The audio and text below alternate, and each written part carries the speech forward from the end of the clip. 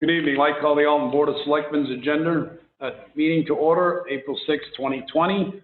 At first, I'll take a poll of the board who is present. Bob Holt. Phil Whitman. Paul LaRochelle. Roger McDonald. Reuben Wentworth. And I'll ask the rest of the members that are here. Elizabeth Dion, Town Administrator. Ryan Heath, Police Chief and EMD. Josh Monaco, IT. Thank you. This time, we can all stand for the Pledge of Allegiance. Chief, if you'd lead us. Pledge allegiance to the flag of the United States of America, and to the republic for which it stands, one nation, under God, indivisible, with liberty and justice for all.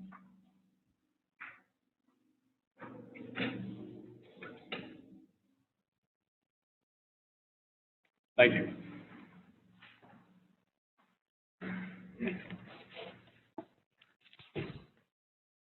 Gentlemen, if I can have an approval of the agenda. Make a motion to approve the April 6th agenda as read. Motion is made to approve the agenda as submitted by Roger McDonald, second by Bob Holt. Any discussion? All those in favor? Aye.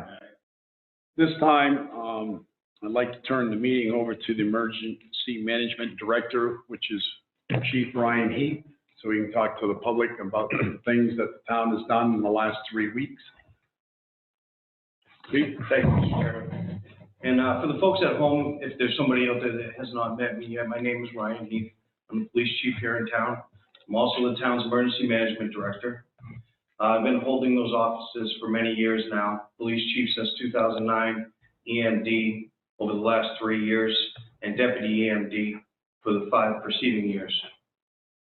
So I'd like to take a moment and just to reassure everybody that the emergency management team, and I say team because it consists of a collective effort between myself, the fire chief, the health officer, the town administrator, and we also have selectmen reps that attend our meetings as well to oversee what's going on and continue to be a flow of information between the two groups. So the emergency management team has been meeting since the onset of this COVID-19 pandemic. And what we've been doing is discussing, events that are taking place daily throughout the U.S. and the nation. And we've tried to do our best to foresee the problems that we may be facing as they come down the road. And we've made several decisions and taken steps within the town to try to anticipate what we might be faced with. So as most of you know, the first order of business in the town was we shut down all of the public buildings to the public. Right now they're being staffed by our employees, conducting essential business within town government, but we have restricted the access to the public. And the only reason we did that was to help keep the areas safe and decontaminated on a regular basis so that our employees are safe and that we can keep essential business moving forward within town government.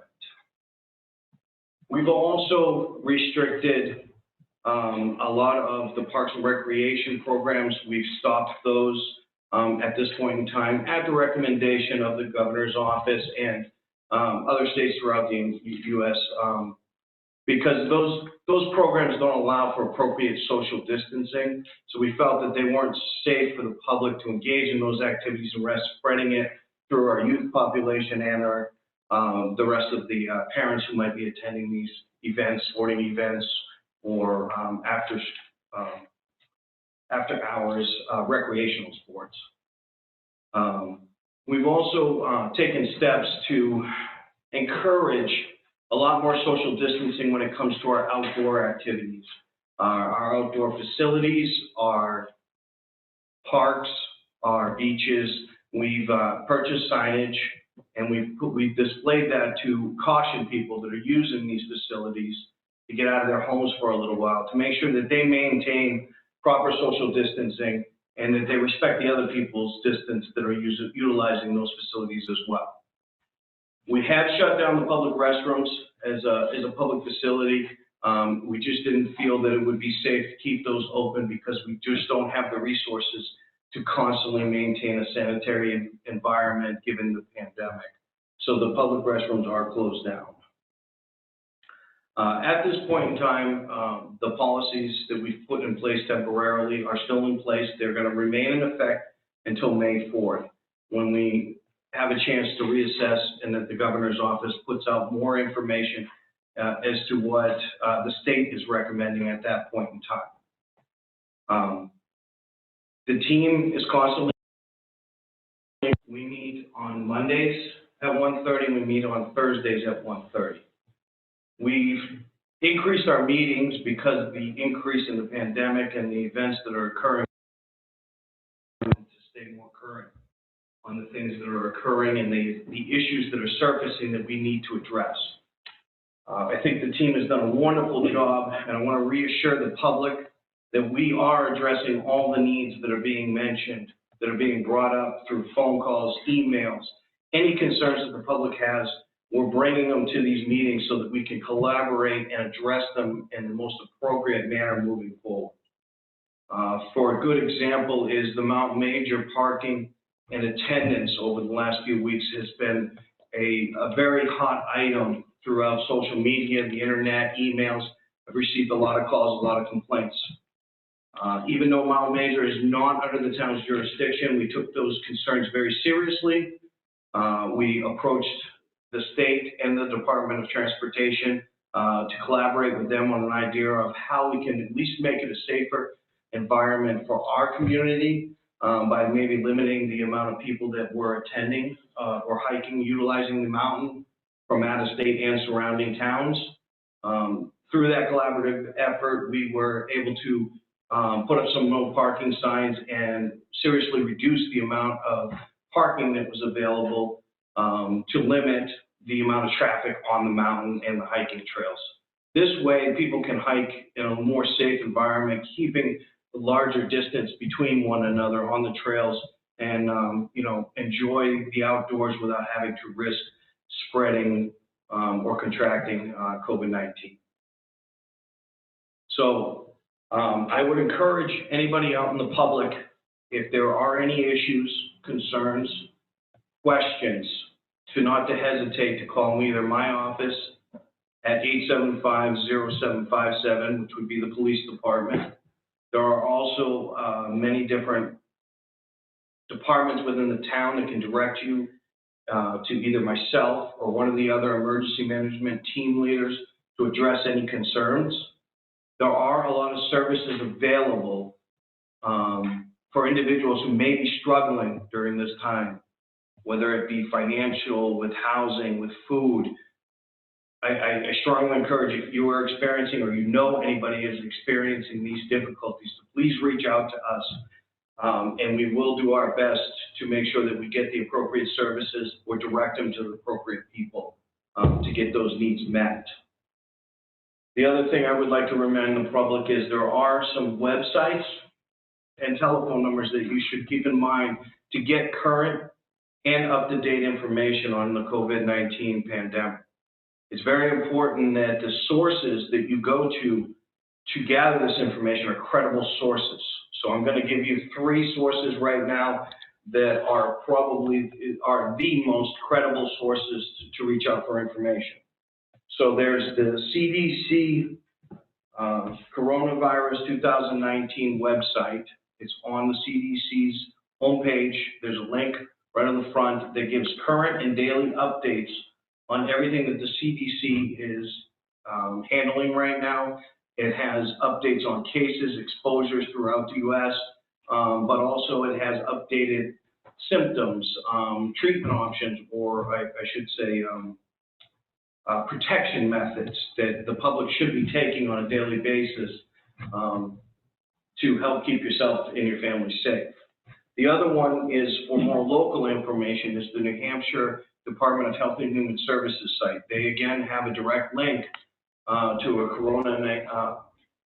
Corona-19 pandemic site where they're tracking all the information locally in New Hampshire and providing updates along with information that's coming from the national level through the CDC.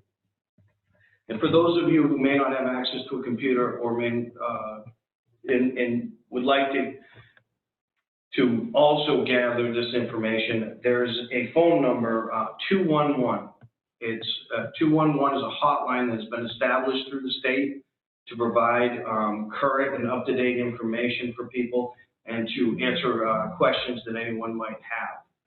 So those are some sites that you can get reliable information from, and I would encourage the public to stay on top of that information, is to constantly check back at that, at those sites, or call that hotline to stay current on the situation.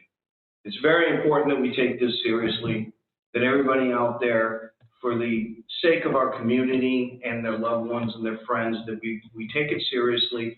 We practice the social distancing that's being asked and being passed down as protocol, keeping the gatherings limited.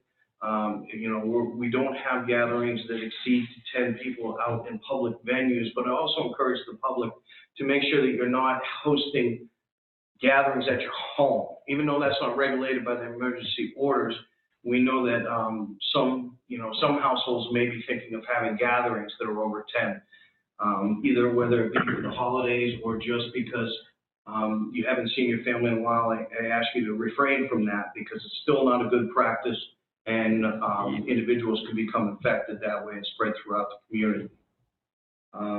And again, when it comes to areas outdoors, whether you be hiking or you're using the public beach or you're fishing in the town or the area, maintain your social distancing, maintain 6 feet apart at all times, and protect yourselves. If you go, you have to go out in the public for essential supplies. If you have access to a mask, wear a mask. While you're out, whether you have a mask on or not, make sure you're keeping your distance. The shopping centers, whether you're waiting in line at a local store, keep that distance. Most people are reminding one another to do it, which is a great practice for the community, but try to remember yourselves to do what you can to protect yourself, your loved ones, and your friends. Thank you very much for the opportunity, and I would like to thank the board for their continued support and involvement with the emergency management team. It's been a big help to keep the information flowing and flowing freely. And I'd be happy to answer any questions that the board might have at this point in time. And also, if anybody from the general public wants to email in at a later date, I would also be happy to address any questions that come in later on from the general public. Thank you, Chief. Board members have any questions for the chief? No, Not right now.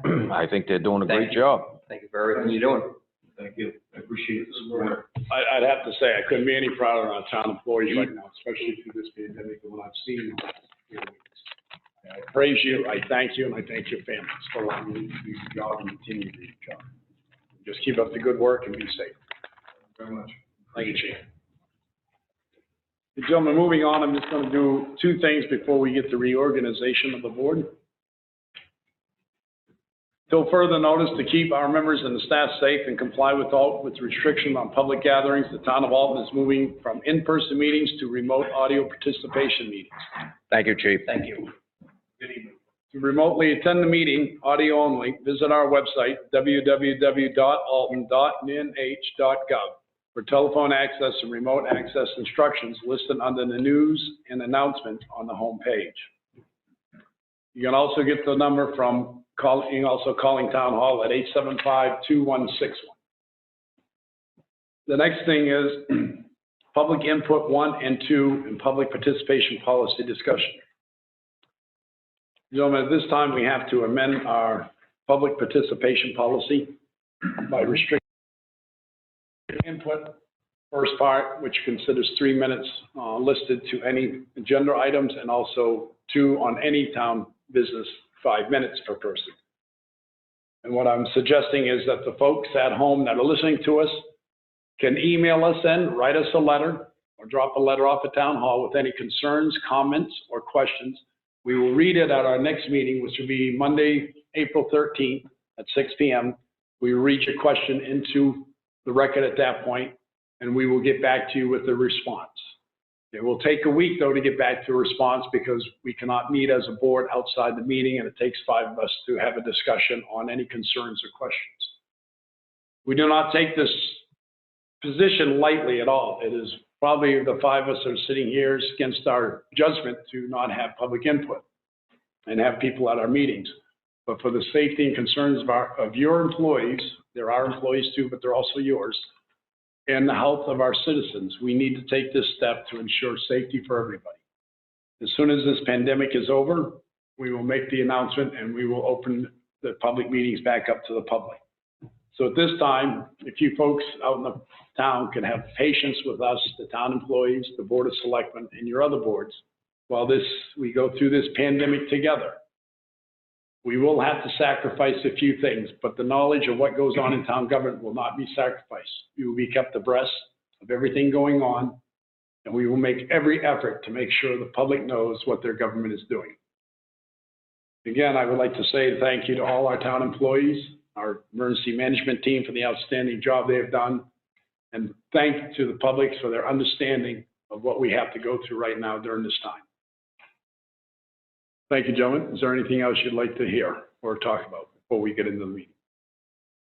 Nope. Covered it very well. I think it's, On a motion, Mr. Chairman? I do need a motion to change our public policy discussion and not include the public input 1 and input 2 at this time. I'll make that motion, Mr. Chairman.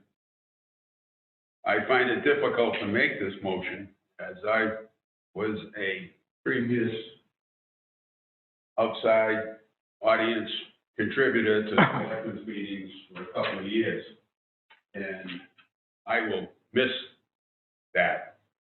But in these times, this has to be done. I move to temporarily suspend the public participation policy until further notice due to the state of emergency and federal declared pandemic. second. Motion made by Bob Holt to amend our public participation policy due to the pandemic, seconded by Paula Rochelle. Discussion? All those in favor? Aye.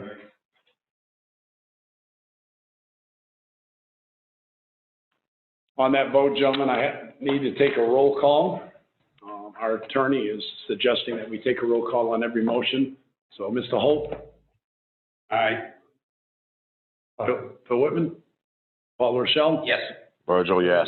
Ruben, yes. All in favor? Okay, gentlemen, at this time we have the reorganization of the Board of Selectmen. So we need to elect a chairman and a vice chairman at this point.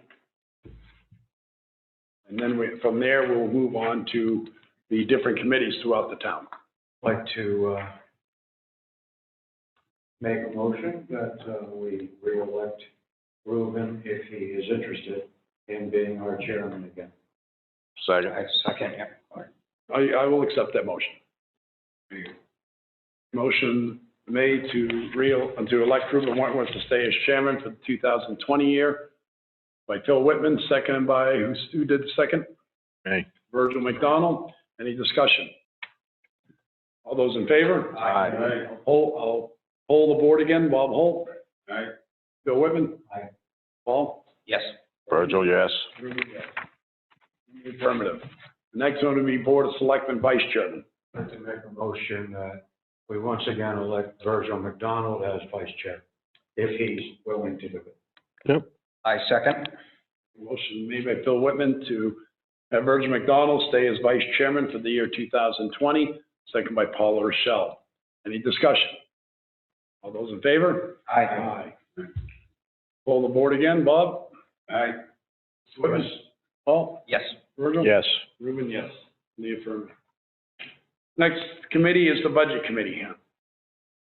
If you folks want, I'll be more than glad to stay on as the Budget Committee representative if you want, unless one of you others want to step up and take it. I just don't see you stay. Okay? You did a good job last We year. don't need to do a motion on this, we can have just a consensus, right? So the consensus is that Ruben Wentworth will stay on as the Budget Committee. Want me to pull that again on the consensus? Sure. Bob Holt in favor of me staying on? Bill Whitman? Paul Yes. Michelle? Virgil? Yes. Ruben, yes. Next one is the Capital Improvement Program. Right now Virgil sits on that. Stay on that, Virgil? I make a motion. Jim, Yes, sir. there was an alternate also. Alternate. Alternate, yes, sir. What, I noticed in parentheses, must vote the wishes of the select. So anybody that Yes. represents the Board of Selectmen at the Budget Committee has to represent the wishes of the Budget Committee. So just take the Highway Department, for example. If we were sitting there at the Highway Department, every line item that the majority of the Board of Selectmen or the bottom line, if the majority of the Board of Selectmen voted for that bottom line, the representative has to vote and represents the board's wishes, that's all. Was that done last year? Yes, sir. Was? So it was done for the last, You know, I it was done for the last 3 years. I can attest to that because I was there. Oh, okay. Should we vote then for a alternate? We have, yes, so we'll go back to voting for the alternate. That's right. Yeah, we skipped right over it. I did. I Yeah. I didn't want anybody else sharing. Forgot all about that. You must like that board. I'm the new kid on the block here. If You want to be alternate? No, I would nominate I'm- you if you'd like to be, the alternate for I really would. the budget committee. Basically, all we have to do is have a consensus on this, guys. We don't have to do a vote. We'll just do a roll call. Okay. You want to be the alternate, Bob? Okay. Bill, you okay with that? Yes. Paul? Yes. Yes. Ruben, yes. Bob, yes. Next one is capital improvement program, Virgil McDonald. Virgil, you gonna stay there? Yes. Anybody else want it or no? Okay, Virgil will stay there. Community Recreation Facility, NA, not active one. So. So are we- Over that? Are we doing away with that committee? I think we should. Well, when we get to that part of the agenda, I think we need to have that discussion. Conservation Commission, Virgil McDonald's on it, 2019. It's up to you. You want to stay on it? or would you like I'll to stay break? on it. Okay. Now, Virgil, don't forget, your wife doesn't like me out every night of the week. Yes, she does. Okay. Cyanobacteria Steering Committee. Sydney Shapley was the member last year to it, and I was the alternate. I don't mind staying on as the main member of that one if you want me to. Okay.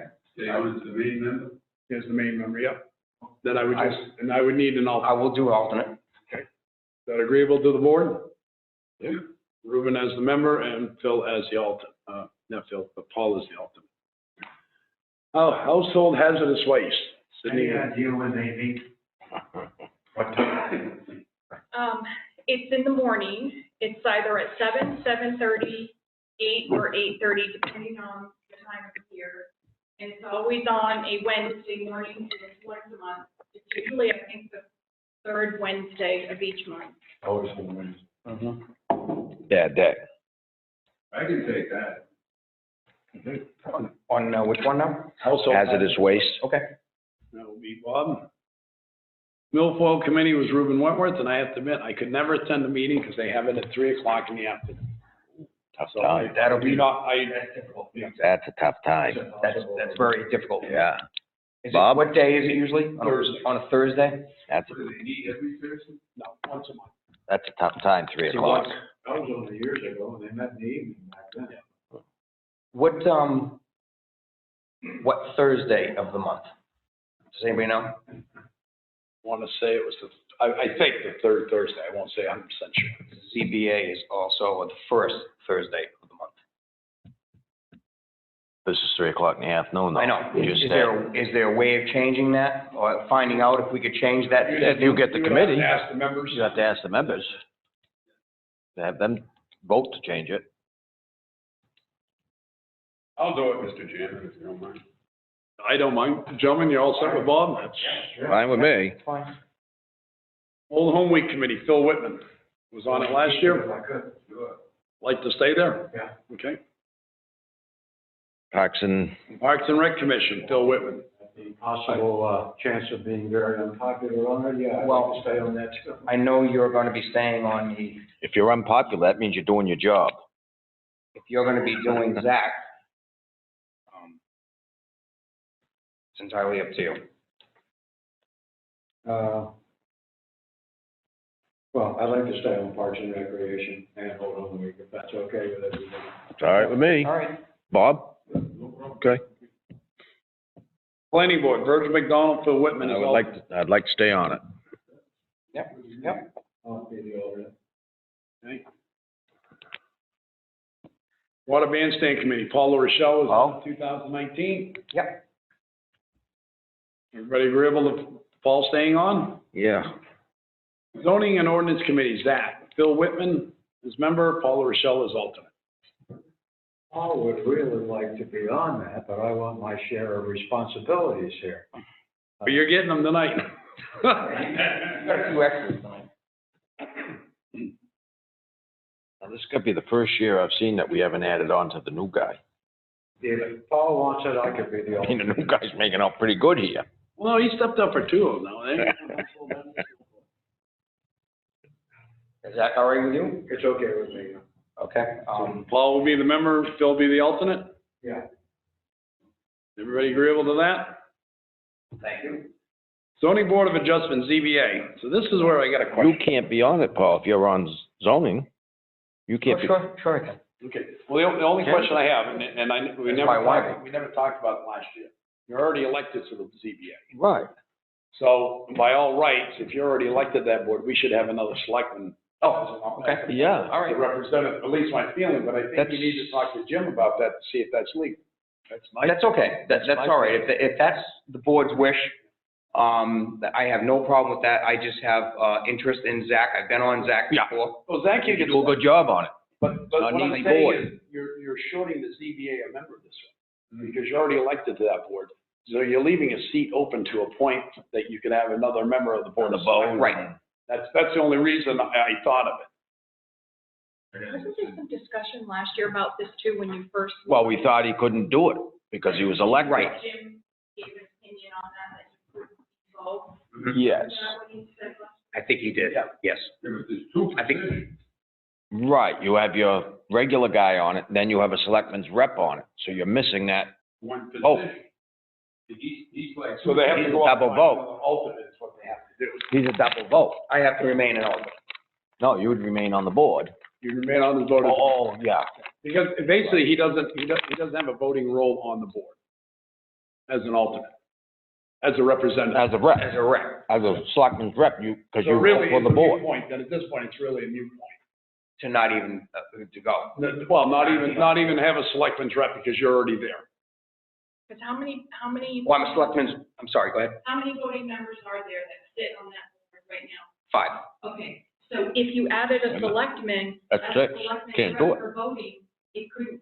Can't do it. You can't have That's- an even number. So Right, that's why Jim allowed it last year, Yeah. because the selectman is not a voting member of the ZBA. So you could be both again. Yeah. Okay. All right. Like you were last year. Yeah, you can still be both. I can still be selectman and be on the zoning board, and Because if you remember, when I came to the meetings, I would always sit in the public. I would never sit at the board because I have no jurisdiction. I could ask questions, but I don't have any jurisdiction. That's why I always sat in the public, because I didn't want to have somebody else, a person that was coming to the ZBA, see someone sitting there really had nothing to do with the ZBA at that point. That's the problem with Conservation Board. They voted to take the selectman's rep vote out. so the idea is to keep it the same then, and have Phil as Zach member, and I can remain an alternate if needed. Now I'm confused. Well, If we put another alternate on there, it gives 6 on the board. That's an even number. You can't. You're Doesn't talking do it. about, ZBA. zoning Ordinance Committee, right? No, we're talking about ZBA. zoning board of adjustment. Zoning Board of Adjustments, Phil. CBA. Yeah. Well, you lost me too. I thought you were talking about Zach. No, we're talking about ZBA. You guys are all set with that. That's not a problem. We're on ZBA now. But you can stay as the selectman's rep because you have no voting power on the ZBA as a selectman. That's correct. As a selectman, I do not. I am Right. strictly, I can be the rep, but that's exactly how I've done it in the past. I can be the rep, but I cannot, So we're all set. do a vote as a selectman So on the so ZBA. you're staying, Vote as a member. I vote as a member of the ZAC, Because he's of elected. the ZBA. because he's elected to that position. That's right, I understand. But shouldn't. So there's 5 members, Yes, sir. Yes. but if you have a selectman rep, normally, forget he's a selectman. Yep, You'd have 6 people, only 5 vote, correct. okay? So you have 6 people with Miles. No, because the way, well, and it depends on how each board of selectmen look at it. When I went as a selectman rep to the ZBA meetings, I would never sit at the table. I would sit in the audience because I did not feel it was my place to sit at the table. I was there to listen and correspond any information back to the board of selectmen. I felt it was never my place to ask a petitioner to the ZBA questions and give the ZBA more members to think about maybe denying them a claim. So that's why I always sat in the public, and I would listen and then I would correspond back to my board what went on at their meetings. I don't feel that if you do not have voting rights at a table, you should not be sitting there asking a petitioner to the ZBA a question.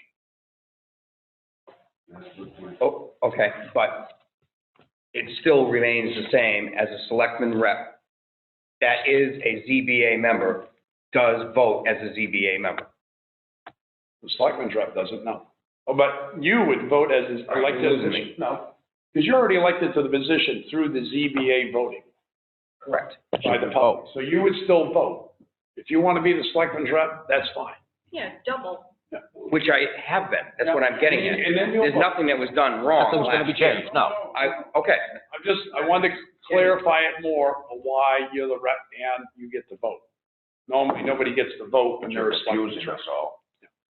yeah, that confused, okay, yes, unnecessary. All right.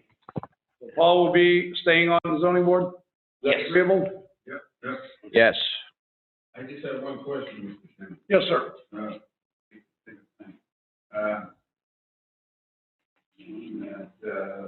Mitigation steering committee here. Donna Bacteria? Yeah, who's it gonna be? You? I was going to be the member and Paul was going to be the alternate. Okay, it was Paul. Okay, I'm sorry. Okay. And Mary will give us a list on all this, if we didn't. Why, do you want more boards? You want more boards? No, Oh. I just missed it. Okay. I was filling it in. So I can give you one of mine, add yours up.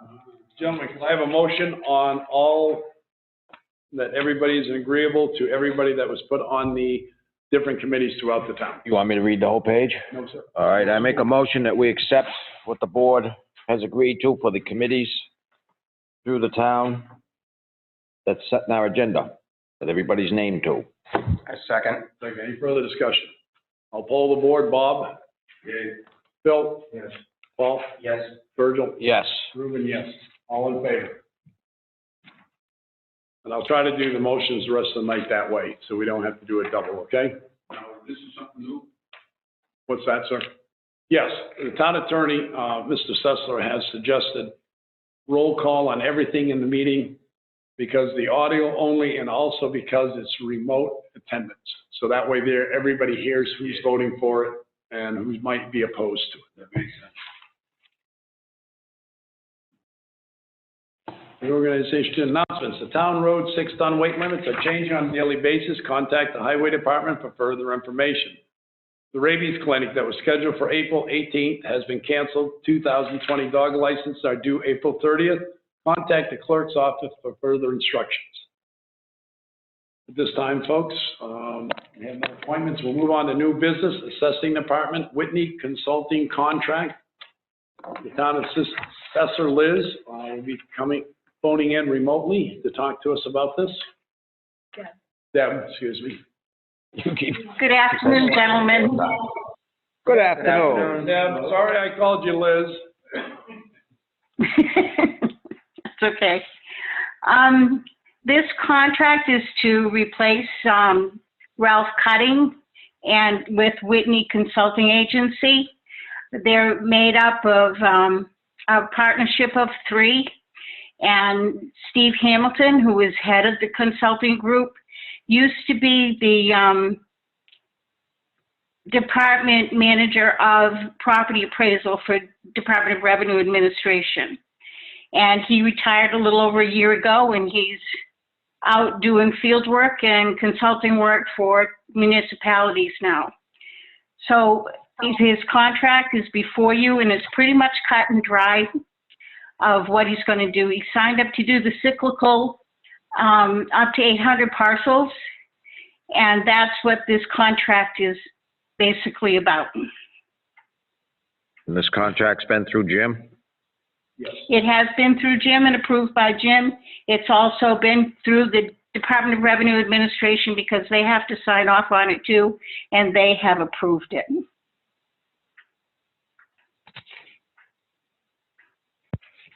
Chairman, I have 2 questions. Yes, sir. The people going into these houses to do the inspections, I've noticed in the contract, they will not go into a dwelling with anybody under 18 years of age there. Exactly. But also, do they have IDs, and is their vehicle marked? They have, I believe they have IDs, yes.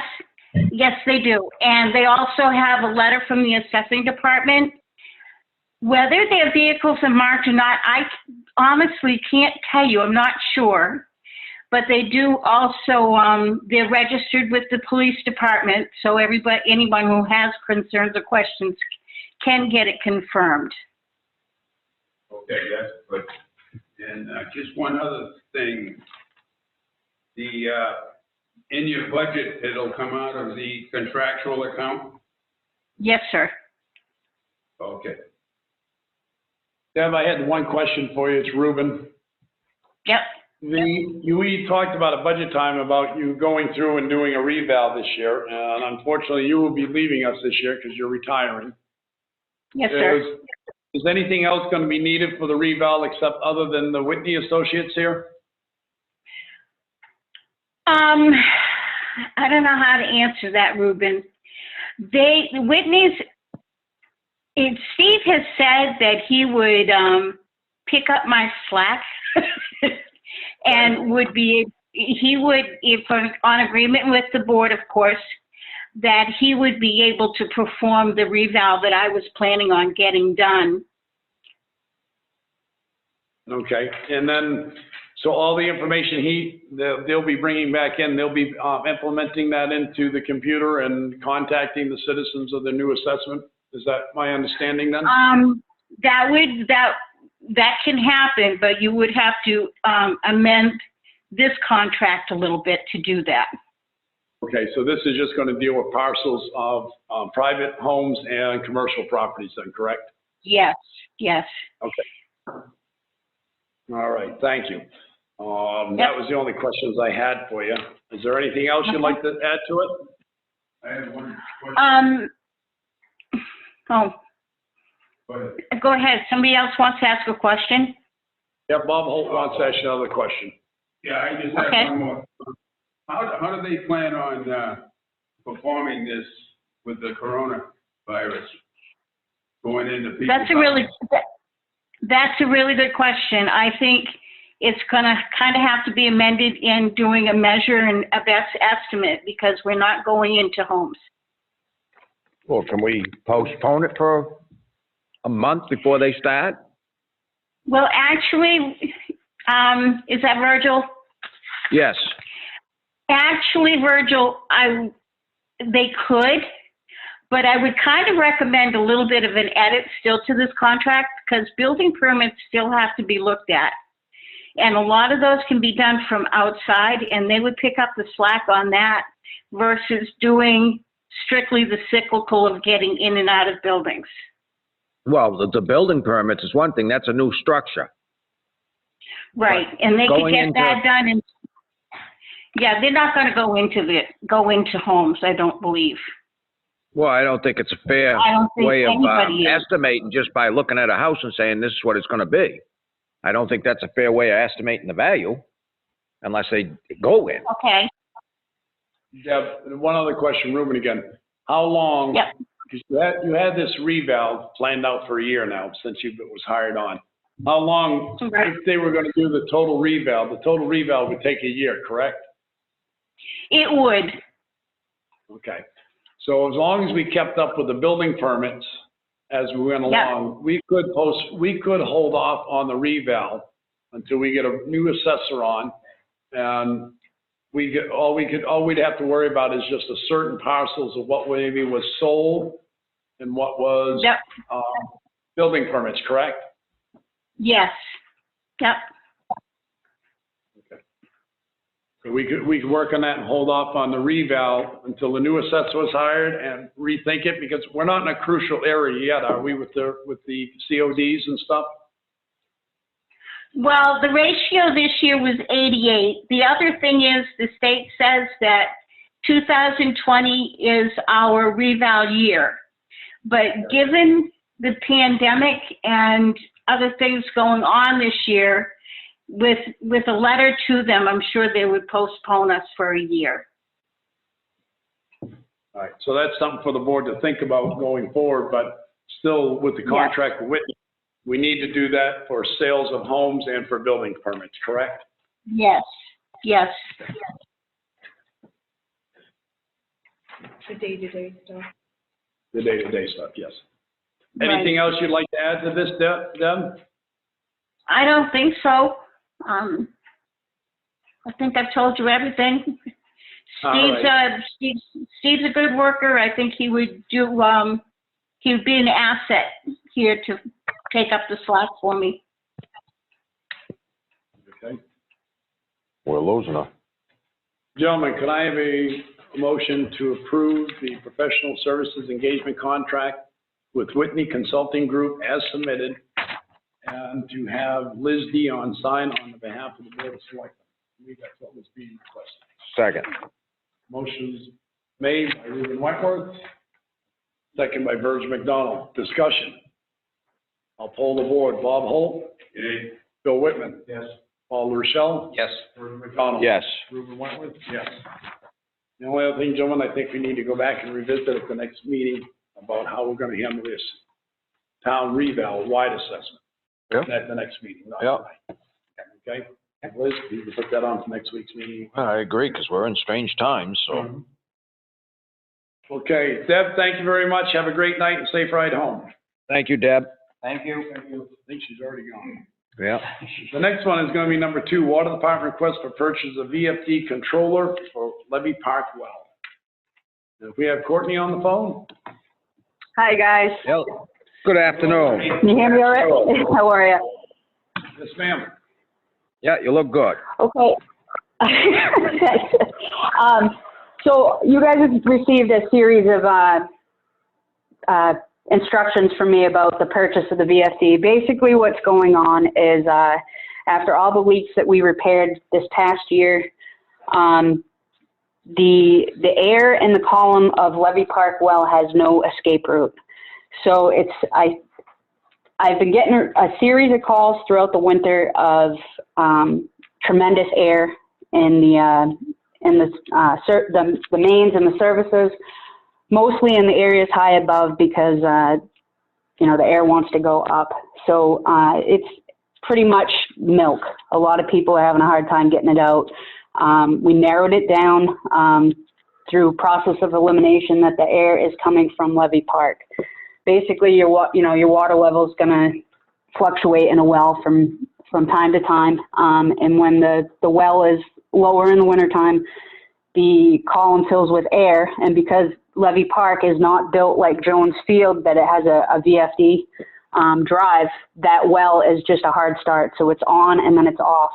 So the air is getting sent right into the distribution system. We purchased a air relief valve and put it on the bottom of the well. Jones Field has one also, but it did not take care of the air. What's going on is when that well kicks on, it's feeding the distribution system and the tank. If it were just taking a direct route to the tank, as high of an elevation as it is, the air would dissipate outside of the storage tank fairly quickly, but the problem is it's feeding the distribution system as well, and it's going to the high points. So basically what we've been doing, Levy Park has not run for about a month and a half. Every time we turn it on, we were running Jones Field through the weekends. We would turn it on Fridays, run it to Monday, switch it over to Levy Park Monday through Thursday. The air would show up again on Tuesday. So we narrowed it down that it was coming from Levy, and then we would have to kind of piggyback our steps and go, I'm sure you guys have seen us flushing hydrants in the dead of winter. The reason being is because the air needed to get out. It was causing tons of problems in all the houses, specifically on Main Street and School Street. My house was one of them. And, you know, obviously School Street is a problem area anyway, so it would, you know, the air would create dirty water due to the main needing to be replaced. So we consulted with Premier Pump, the same people that fixed Jones Field this year, and they built up a pricing of installing a VFD controller. Basically, that's going to give us a soft startup, and it's going to let that air escape when the well turns on instead of sending it directly into the distribution system. I did send you guys in your packet the benefits of the VFD. Basically, it would be set up just like Jones Field. If at worst case scenario, we lost our tank and we're unable to use it, the VFD would be used to speed up the pump if we needed to feed directly into the distribution system. A bunch of other benefits to it that I listed in your packets. Unfortunately, this is an unforeseen problem.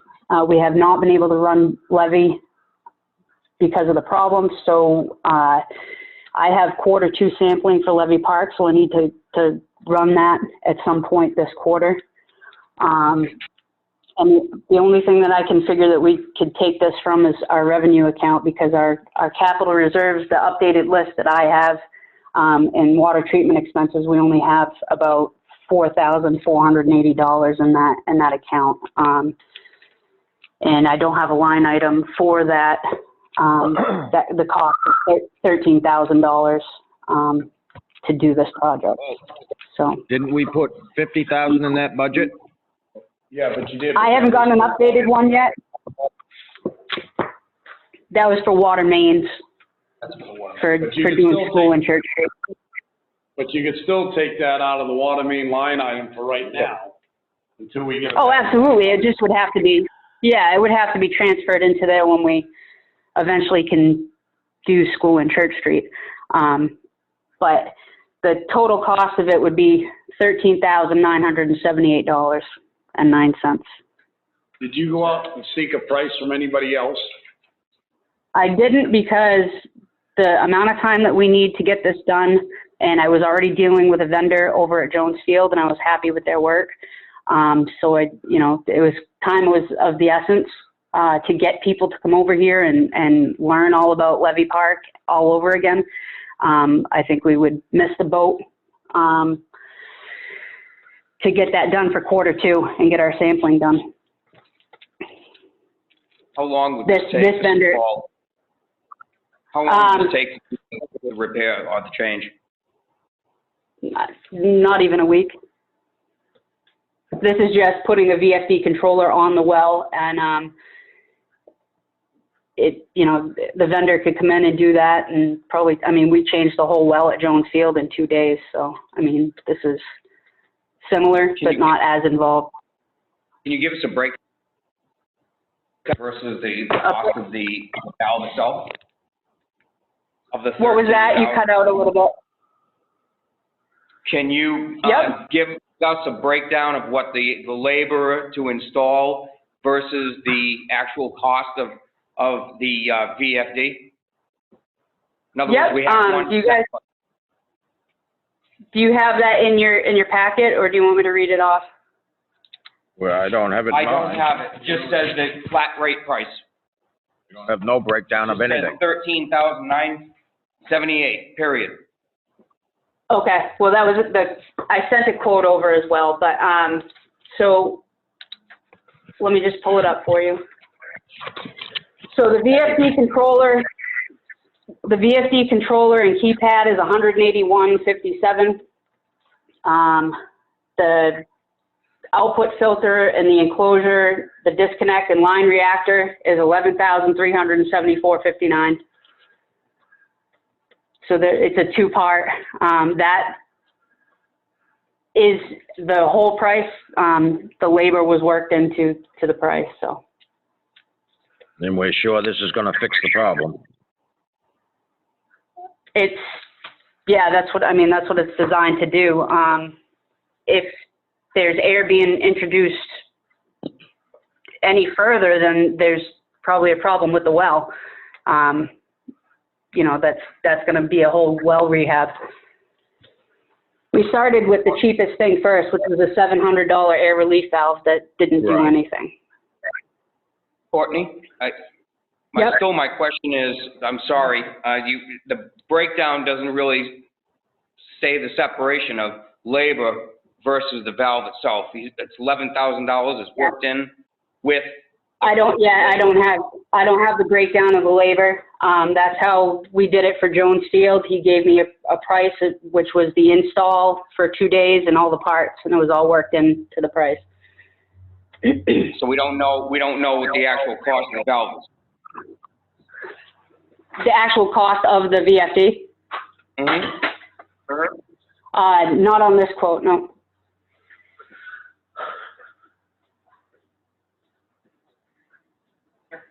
Yeah, although I know, because I have it down on Main Street. He just sent this to me. This is a picture of the water. Courtney, what else could it be if it isn't this valve, though? I mean, creating that well. I mean, it's, since 1990, I've been involved with the water department. I've never seen this use. So what you're saying does make sense to me. There's no place for the air to escape now, since we've tightened up the system so bad. What else could it be if it's not this? Have you thought about that? The only other thing that it could be is a problem with the well and some sort of component, but the problem is that we're not losing production. This air isn't causing us to go from 263 gallons a minute to 150. So usually when you have air present in the well, you're going to lose production. The pump is not cavitating, anything like that. It's just it's a hard start. So when the well's on, it's on, and it sends the water at 280 gallons a minute all over the system. When you have the soft start, it's going to allow that to dissipate slowly and not be, you know, on or off. I don't have any reason to believe that there's anything wrong with the well because of the fact that we're not losing production. The well's working fine. It's just producing air with the water. And it's coming out like milk. We could flush a hydrant for 24 hours after that's run and it's still in there. No, I agree with you, because my buildings on Main Street have that problem. So, obviously something can be done. It does settle out eventually in the glass. I do know that. Right. It's something that needs to be done. I'm you know, it's $13,000 with one fee. There's no other bids being brought. I understand you tried that first valve, it did not work. I just, when it gets up this high, I've always been one to really hold tight to 2 bids, at least 3 bids. Yeah, but summer's coming. That pump's gonna be being switched back and forth, correct, to Jones's Field and Levy Park? The way it's running right now, I don't want to put that air into the system. I mean, you get all kinds of, you get pressure fluctuations when you start mixing air in there. You got hot water tanks. The amount of phone calls we're getting, so we probably would not run the well if it was going to exist like this. Okay, no, I don't think it would be a good idea. If you get this fixed, though, you're going to be running Jones's Field and Levy Park in conjunction, correct? Yep. Same schedule. It'll be, you know, when we get the weekend traffic, it'll be on Jones because that's the better producer, and then Monday through Thursday, it'll run off a Levy. So my question is, just to keep everything moving. How long has the pump been offline? The pump was, let me just pull it up to give you an exact. I have it on my spreadsheet here.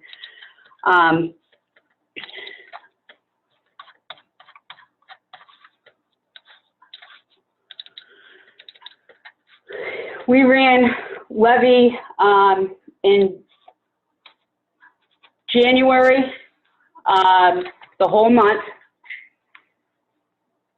And we started getting the air phone calls every week, and this is when we were working through the process trying to figure out where this air was coming from. We originally thought it was because we just didn't flush after a leak, and the air got trapped in the system and was moving out. So that's how we worked through the problem. February, we started figuring it out. So February, it only ran 1 day, and then it has not run in March at all. What's the date you shut it off? February 1st? Nope, February 27th it ran. We had it off at the end of January. So January 31st is when we started to narrow it down, and I started the conversations with getting the pump company in and narrowing down what was going on. And then, you know, the air got to be too much that we stopped running it. We turned it on, try to figure out, you know, it would run maybe 5 hours and people would start calling. I would go to my house and check, you guys, the air's back, we need to shut it off. So it was kind of like on-off trial stuff to narrow it down.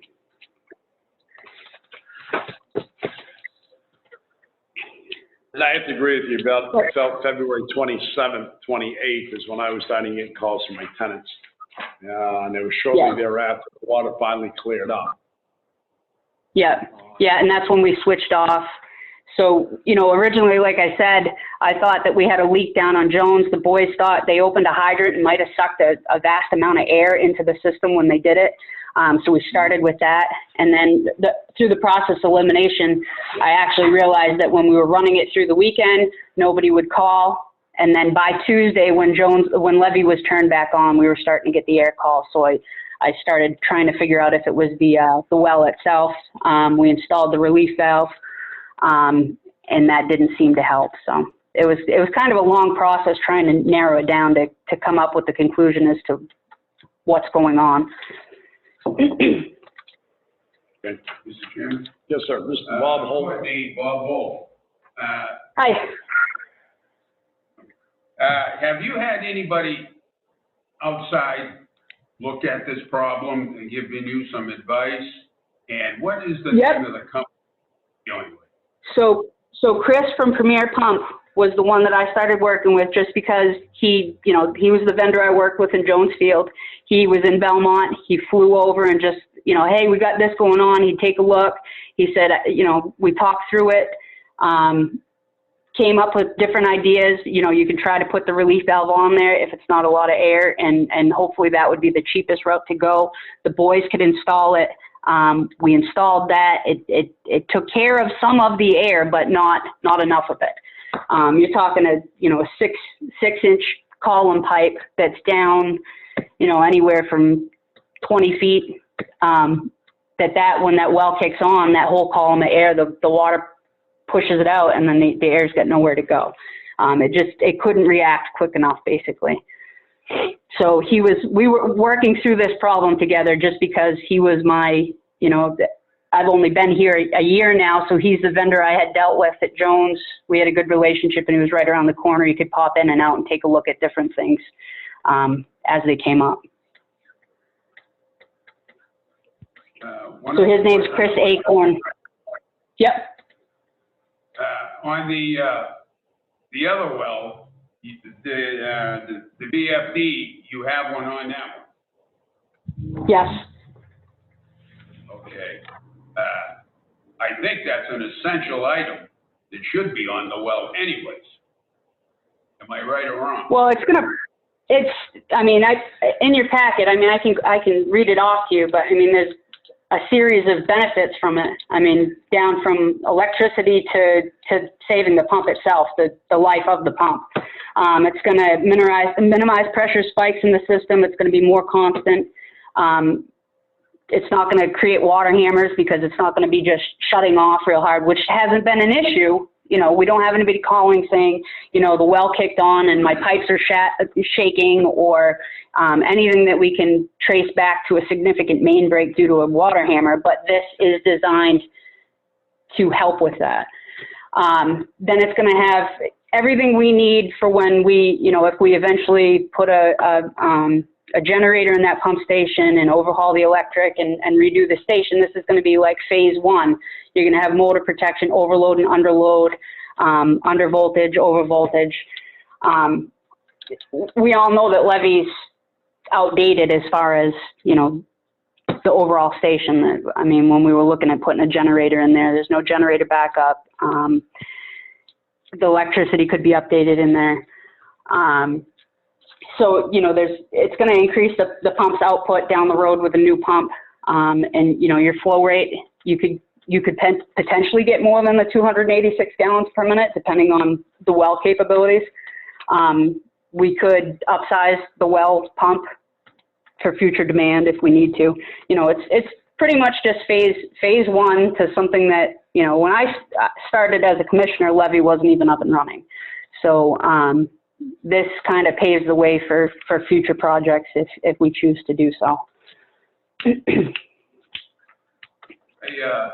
I have to also agree with that, Ruben, about just the one quote or bid. You know, in the future, you know, I think you should, when you do a project of this size, we should have at least 2 or 3 quotes or bids. So we. Oh, and I don't deny that at all. But February, I found out this well was not working, and I need sampling March, April, May. So there's, you know, with everything going on right now, businesses aren't functioning the way they, you know, I just got this quote to me on the 23rd. So it's not that easy right now. And I can go back and get 2 other quotes. I have other vendors, EII and Molten Borough. I've had them quote SCADA systems and whatnot. I mean, it's possible, but it, you know, it's all when you want to get the well up and running, basically, because it shouldn't be run the way it is right now. I mean, you got people calling, they got dirty water. I just got a phone call the other day from the fire department. Hey, we tagged your hydrant on letter S, and then the next day my technicians were out at night dealing with dirty water calls. So, you know, you get the dirty water, you get the air, you get all this stuff. Eventually people are not going to be happy.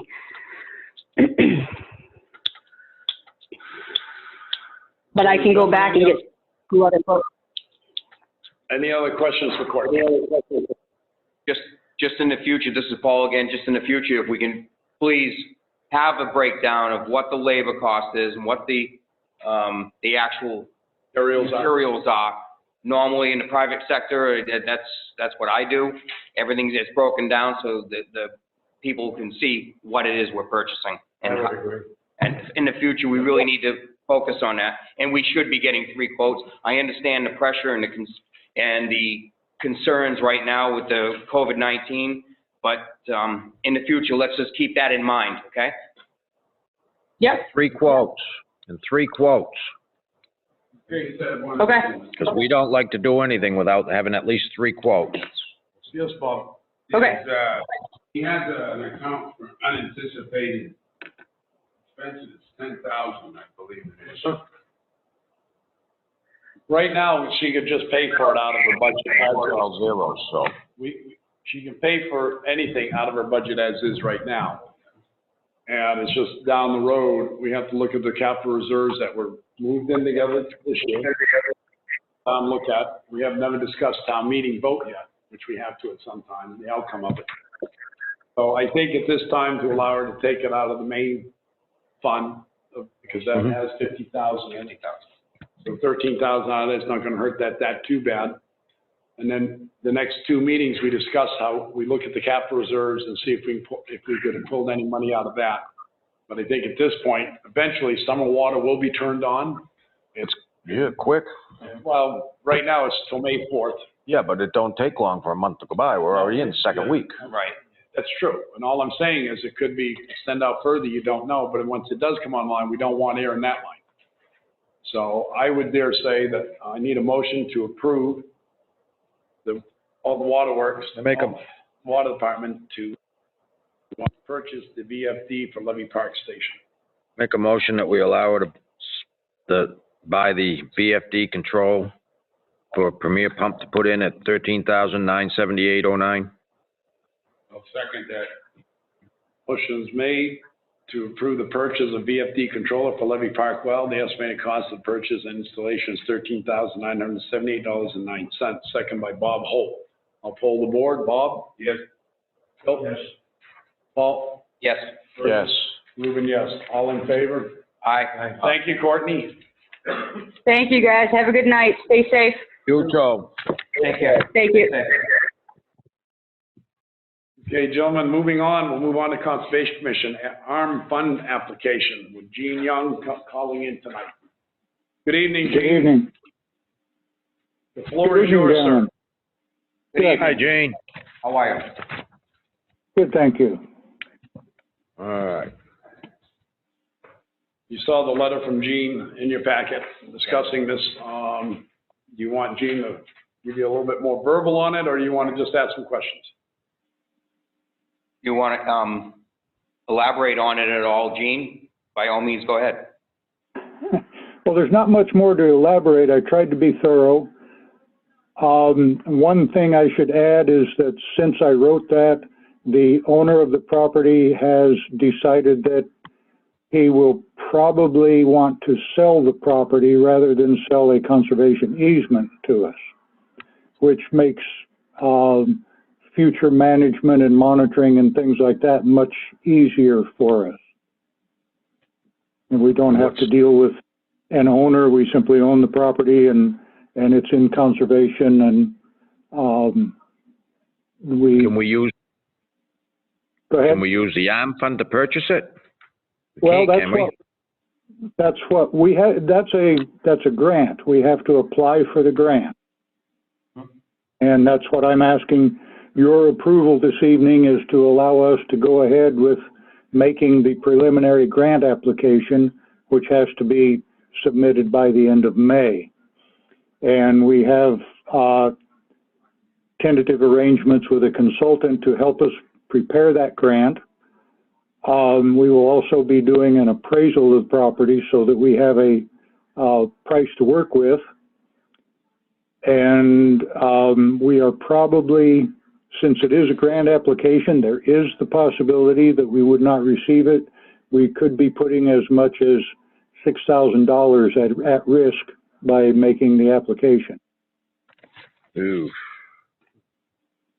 That's why I went to the trouble of talking with Lori Summer, who is the coordinator for that fund, and trying to get feedback from her if it was the type of project that meets their criteria.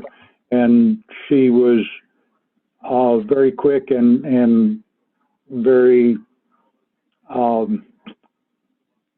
supportive in encouraging us to go ahead with the application. They do like to put money back into the communities from that it comes from. Right. So they'd be very happy to have an application from Alton. Now you've got, with your paper, we've got a map here Yes, sir. that's all colored. What one is his, the yellow? The yellow.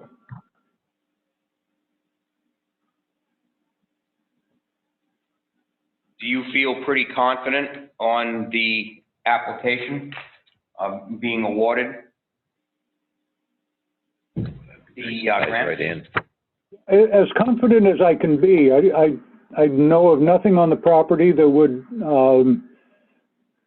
make it not attractive. It has good wetlands. This is the Aquatic Resource Mitigation Fund, so obviously that's exactly what they're interested in, is wetlands. There are the wetlands along the brook itself. There are other wetlands on further onto the property that aren't marked on the tax maps. Decent amount of upland to support and protect the wetlands. And of course it has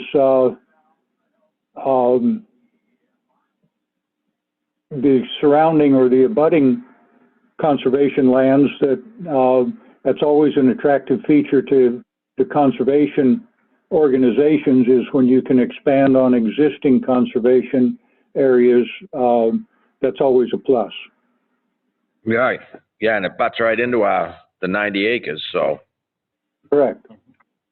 And I did mention in the letter, I didn't have another colored pencil to mark. If you look at lot 34-1, there's 1,005 feet along the brook. Yes. And we have a 50-foot easement on that property, a buffer easement that protects the brook there. Oh, nice. I saw that on here. You did write that. Yeah. If we're purchasing 36A, I would at some point contact the owners of 36 and see if we could acquire a similar buffer on that side of the brook. And then we would just try to work our way up the brook, protecting it because of the cyanobacteria issues that we're facing. The more we can protect that brook, the easier our lives are going to be. Oh, absolutely. Mm-hmm. That's a big wetlands in there anyways that needs help in there. Yes. You know, I mean, that's a pretty big area of wetlands through there. Oh, it is, you bet. Gene, I had one question for you. Sure. In your Conservation Commission budget, you have contracted services for $5,600.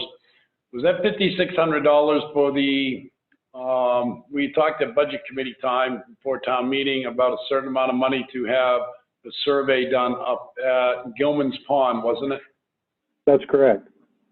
Okay, was that what that $5,600 is for?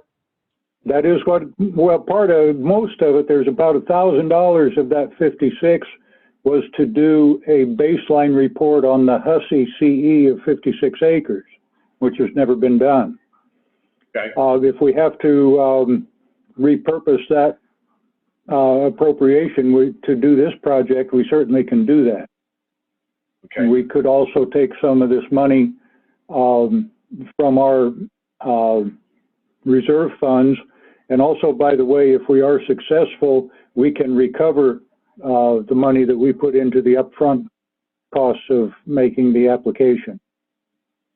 Okay, that's what I was hoping I'd hear from you. Okay.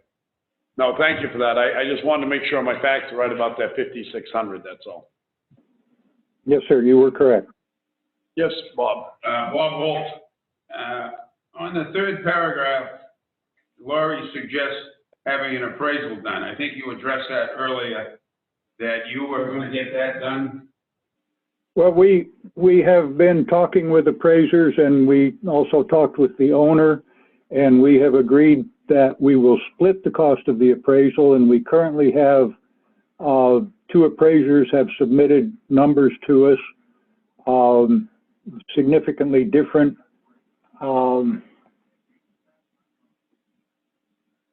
And I think the lower of the two, I can find it here.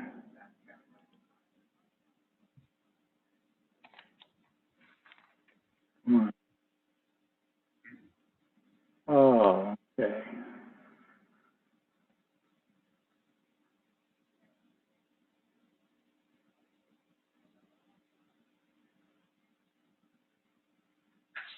I know I have it. I think that the appraisal we would be using came in at about $1,800, which would be $900 each.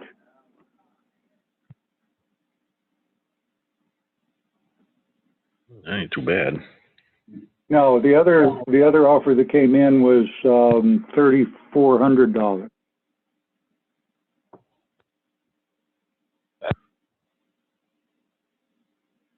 Gentlemen, any other questions for Gene?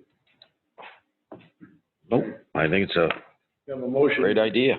to allow the Conservation Commission to apply to hire go after this piece of property and take it out of their line item for contracted services.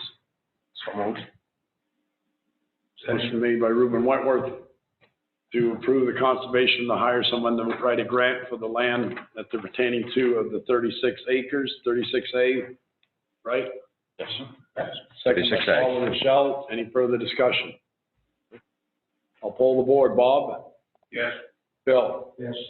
Paul? Yes. Virgil? Yes. Reuben, yes. All in favor. Thank you, Gene. Gene, keep Thank up you, the good gentlemen, for your work. time. Thank Thank you. you. Keep up the good work.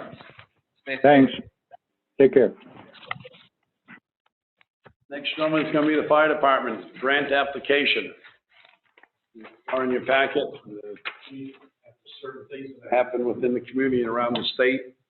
They're looking to use the ambulance revolving fund, spend up to $6,000 for the purchase of carrier vests, plate carrier vests, level 2 ballistic plates, 6 ballistic helmets, 6 carrying bags, 6 radio pouches, and attached vests, 6 patches that will identify the fire department as not being policed.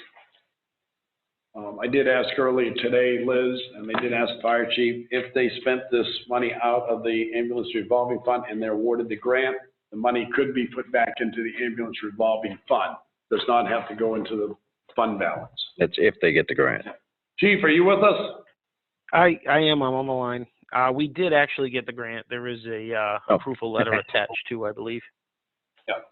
Oh, I didn't see that. And it is kind of funny because it's a 2018 grant, but sometimes that's how fast the government moves. Wow. And I'm sure you guys are going to question why there's only one quote, and the reason for that is that we went with the recommendation from our local detective. This isn't something I have any real clue about. So Yeah. we needed to go with a vendor that he trusts.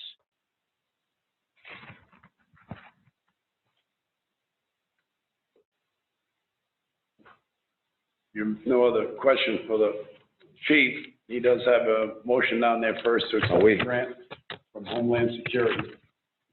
And what are the, Town administrator to sign on our behalf. and what are they on, the ones on duty are gonna wear these all the time? No. No, these would only Just be emergency? used in the specific emergency kind of under fire, but they call it EMS in the warm zone. Basically, Okay. when there is an active shooter incident or an active dangerous incident that we need to get closer than we usually would, obviously with police assistance, these would be worn to get closer to patients. The idea is to stop any bleeding and stop any dying and get people away from the scene. Right. It's a shame we're coming to this, but I'd rather be ahead of it. It's proactive, really. Yeah, yeah. Chief, is there, Bob Holt here, is there a urgency to purchase this now? The urgency falls in, we have a certain amount of time to spend this money. The state only gave us about 30 days. We were able to get an extension due to the COVID things, but they kind of want the money spent because it's kind of old money. It's 2018, but they got the grant already, so. Well, I'm just, I have the concern again that you addressed earlier, Chief, about just the one quote. It is over $5,000. Yes. And what's the problem of getting 2 more quotes? We base the quotes and the equipment on vendors that we know we can trust. We don't know this stuff, and if we start branching out to other vendors, we don't know what we're going to get. This is very specialized equipment. And I agree with you because if the police trust it, it works. Exactly.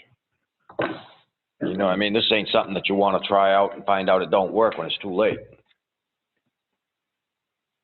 Well, there's specifications to all this equipment. Yeah, It's just like buying anything. and there's also knockoffs on everything. Everything has specifications. When you buy a truck, anything, you spec, the specifications on that vehicle. You bid it to the specs. Now, Chief, how long are these, good for? They're in the PD world. They're good for 7 years. There is talk 7? of them being good longer for us. And for us, it's because they're not worn every day. So part of the breakdown is the fact that you wear them all the time. They get sweaty, they get wet. Right. So there is talk of them, if they're on a shelf, not being used all the time, that they may be able to extend that. But there's nothing in writing on that yet. This is really new to the EMS world. This is new to the people not wearing them every day. Right, yeah. Chief, this is Paul, LaRochelle. Yes. Where would this equipment be kept most of the time? The idea is to have it on the ambulance, ready to go, one set, and have another set on the rescue truck in case for some reason the ambulance is out at the hospital and we need to have some other stuff here. This is enough to, cover 6 people. Usually the ambulance has 3. Right. Yeah. Let's see. Make a motion we allow the chief to buy the active shooter kit. Hold on a second. Let's go with the first motion. Motion to accept the grant from Homeland Security. Allow the town administrator to sign on our behalf. Second. Motion made, to accept the grant from Homeland Security and allow town administrator to sign on behalf, second by Paul Rochelle. I'll poll the board. Bob? Yes. Bill? Yes. Paul? Yes. Virgil? Yes. Ruben, yes. All in favor? Aye. Second, a motion allowing the chief to spend $5,922 from the ambulance revolving fund to make this purchase that will be refunded. Wait a minute, it wouldn't be, he's already got the grant, he said. So it wouldn't be coming out of the ambulance. Still a second motion. The grant has gone into the ambulance revolving fund, my understanding. You have to We- make these. We've been awarded the grant. We have to sign for it, but it's a refunded grant. We haven't So we got Oh, spend, all right. we spend the money, we get refunded. Okay, Get a rebate. all right, go ahead, sorry, Ruben. That's all right. This will be refunded 100% by the grant, which will go back in the revolving fund. So I need a second motion. Second. Second motion. Any further discussion? I'll poll the board. Bob? Yes. Bill? Yes. Paul? Yes. Virgil? Yes, Ruben, yes. All you're doing so good reading them, I figure we just second it. right, that's fine. We'll do that. Thank you, chief. Thank you, chief. Thank you. Have a safe night. Thank you. Have a good night. Thank you very much. Appointments of boards, committees, and commissions. Now, here you go, Phil. I got a quick question, Mr. Chairman. Yes, sir. On the applications, Yes, sir. is one spot there, are you a registered voter in the town of Hall? Does that make a difference? What application are you on? You just have to be a resident. Voter doesn't, you don't have to be, no. That question shouldn't be asked if you're a registered voter. All it No. should be, is are you a resident of town of Walton? That's why I just picked that up. There's just some things on some of the forms we have, I think it's time that we go back and look at them, or have somebody proofread them again to see if certain things aren't needed. Yeah, Oh, I was curious, I didn't think that should make a difference. this is appointment request for the rec center. A year ago, the board decided not to have a selectman representative on that committee, which in my mind meant that the committee was no longer an official town committee. And money was spent by Parks and Recreation on one of the projects after that. Quite frankly, I really don't think this committee needs to exist anymore. If a group of private citizens want to get together and try to convince the townspeople that this is something that's needed, more power to them. But I don't think, at least the current board here is very interested in us building a recreational facility that is really not needed. So I think this committee should just go away. Okay, so my second question, I'm gonna just play devil's advocate with you, because I'm not in favor of the recreation facility either. Funded by the taxpayers. Right. Funded by private investors, I have no problem. That would be different. And I don't want to say that it isn't needed. Myself, a private investor comes in, wants to do it wholeheartedly. My worst fear is funded by the by the taxpayers would be the cost of just putting it together, then what the cost of the infrastructure is. Running it all the time, yeah. So you're right. A year ago, we said no selectmen would, none of us were interested in being on the committee. And a group of citizens feel that they, want this and they feel there's a need for it. I have no problem with them meeting outside the town government sanctions. Let them do it on their own and then go out and seek a private investor. I have no problem. I think the only thing we didn't do, Phil, last year was we didn't rescind their terms at that time. So it stayed as a town committee. That's why town's funds can be paid on. We never said no funds should be paid. So I think that's where. Yes, we did too. No. We had a meeting and we said no town funds on, No, it we was just to said no be spent on these select- no. committees when we found out Kelly was spending money on them. We said no more town funds on these committees. I don't remember that, but all I'm saying is we did not rescind all of these appointments that we made for 3-year terms, so that's why they stayed in existence. And it's possibly that's why crossed over papers and copies were made. So at this point, if this isn't what the board wants, I think we just dissolve the community recreational facility would be the best. Yeah, because you're right, we didn't dissolve it, we let the terms go through, which is why I believe it was, Edward actually came with a report of it. Yeah, we did. And I think that's why you had a town committee that had paper, needed paper and use, and Parks and Rec allowed it. Right, Whether- Kelly explained in a letter to us that she believed it was a town committee, so it was okay. So at this time, if we're not interested in that committee, we need a motion to dissolve that committee. I make a motion to dissolve the Community Recreational Facility Committee. Second. Motion is made to dissolve the Community Recreation Facility Committee, second by Virgil McDonald. I'll poll the board. Virgil? Yes. Paul? Yes. Phil? Yes. Bob? Yes. Ruben, yes. Unanimous. Try to say that to all in favor, Phil, say aye again.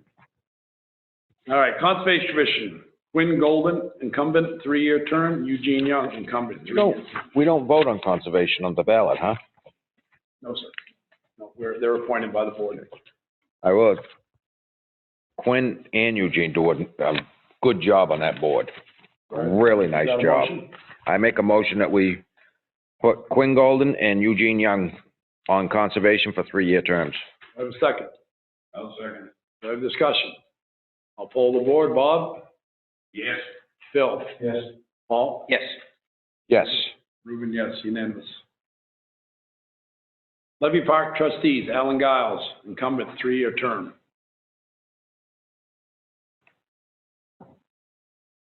That's my motion. Do I have a second? So moved. I'll poll the board. Bob? Yes. Phil? Yes. Paul? Yes. Virgil? Yes. Ruben, yes, unanimous. Milfoil Committee, Gregory Versani, incumbent, 3-year term. Henry Ted Carl, incumbent, 2-year term. David R. Gould, incumbent, 3-year term. And William Manion, incumbent, 1-year term. Make a motion to, second? You Is can that all go we're that gonna way, do? too. Yeah, all right, well, I'll second that. Motion's been made and seconded by Virgil McDonald. I'll poll the board. Virgil? Yes. Paul? Yes. Phil? Yes. Bob? Yes. Ruben, yes, unanimous. Parks and Rec Commission, 2 full member vacancies. Skip Old Home Week. Back to Old Home Week. April Bowles, incumbent, 3-year term. Robert B. Reagan, incumbent, 1-year term. Leslie Rentel, incumbent, 1-year term. Roger Sample, incumbent, 1-year term. So moved. Motion made and seconded. Any discussion? I'll poll the board. Phil? Yes. Paul? Yes. Virgil? Yes. Ruben? Yes. Bob? Yes. Unanimous. Parks and Rec Commission, 2 full member vacancies, 2 alternate vacancies. Everett Clark, incumbent, full member, 3-year term. Jonathan Downing, incumbent, currently alternate, 1-year term. Ken Roberts, incumbent, currently alternate, 3-year term. Now, they're gonna stay as alternate, they're going right on the board. You have 2 full member vacancies, so one of your Okay. alternates, if you look at the sign-in list in there, Mr. Roberts said he'd be willing to do full 3-year term, and Jonathan Downing is also interested in a full vacancy. So you already have one that's an incumbent, full member, Everett Clark, which I feel he should stay as is. I don't know. But you have 2, you need to fill another vacancy for a full member. And that would be up to that Jonathan board. and Ken Roberts. I'm definitely in favor of John Down. John Downey. Okay, you need a Well, motion. we can't, don't we let them fill that spot, or do we fill that spot? We fill it? Yeah. All right. So is that a motion, Phil? Yeah. Motion to fill the other full member vacancy and then leave Ken Roberts as an alternate? Yes. Okay. Second. Motion has been made to allow Everett Clark to stay on as a full member, 3-year term, Jonathan Downing as a full member, and Ken Roberts as an alternate. And the second by Paula Rochelle. Any further discussion? I'll poll the board. Paul? Yes. Virgil? Yes. Ruben? Yes. Bob? Yes. Phil? Yes. Unanimous. Water Bandstand Committee. Water Bandstand Committee, Jonathan Downing, incumbent, 1-year term. There you can. Amy James, incumbent, 3-year term. Robert James, incumbent, 3-year term. Paula Rochelle, incumbent, 2-year term. And Nancy Merrill, incumbent, 2. All right, shall I? Yeah. Do I have a second? Second. Any discussion? Bob? Yes. Phil? Yes. Paul? You can abstain or Abstain. Virgil? Yes. Ruben, yes. Unanimous, Could have voted these. 4-4 and 1 abstain. Okay, gentlemen, that's it for new business. We're going to move on to new old business, personnel policy, period 2, period 13, personnel file. There's done up a little memo for us there to tell us what it was all about. striking, I think, almost the whole page down to one paragraph. Yeah, it's basically a housekeeping item to update the old 3.2.13 and 3.2.9, create a new 3.2.13, which encompasses both. Bringing it up to managers under the state law, procedures in the HR field.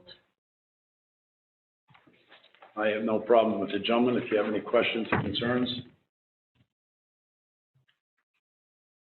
If not, I need a motion to, do you want that to amend the current one or just change the wording? Approve as presented. Approve as presented, okay.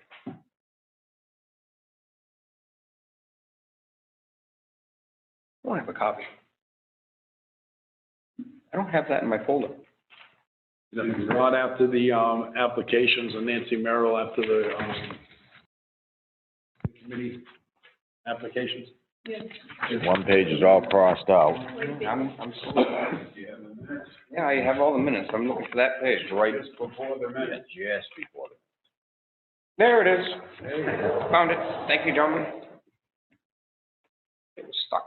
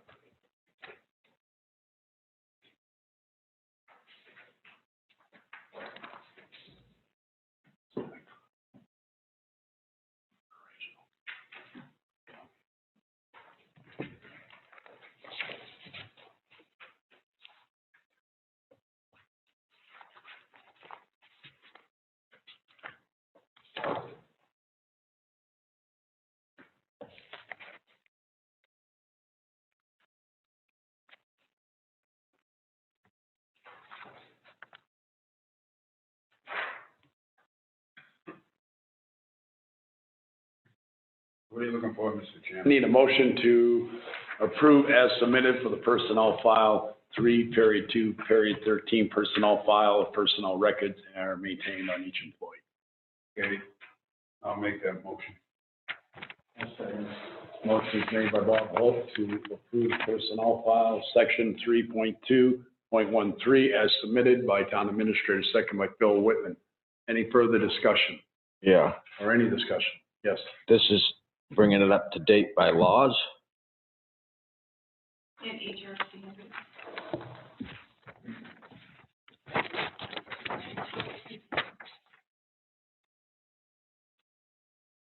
Mostly.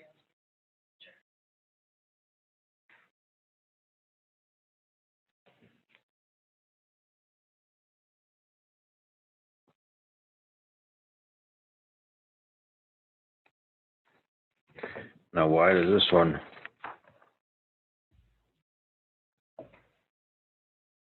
Employee permanent.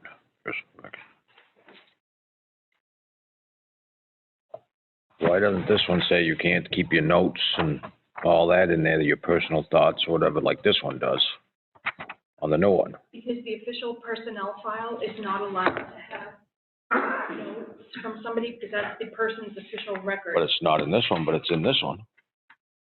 I can't find it in the new one, but I find it in the old one. Right, because you cannot do that in today's world. Okay, so now you're rewriting it, and it's not added in. It's in the old one that's all crossed out. Because it's not allowed in the new sections of personnel. So you can keep your personal notes in there, what you think of them and stuff.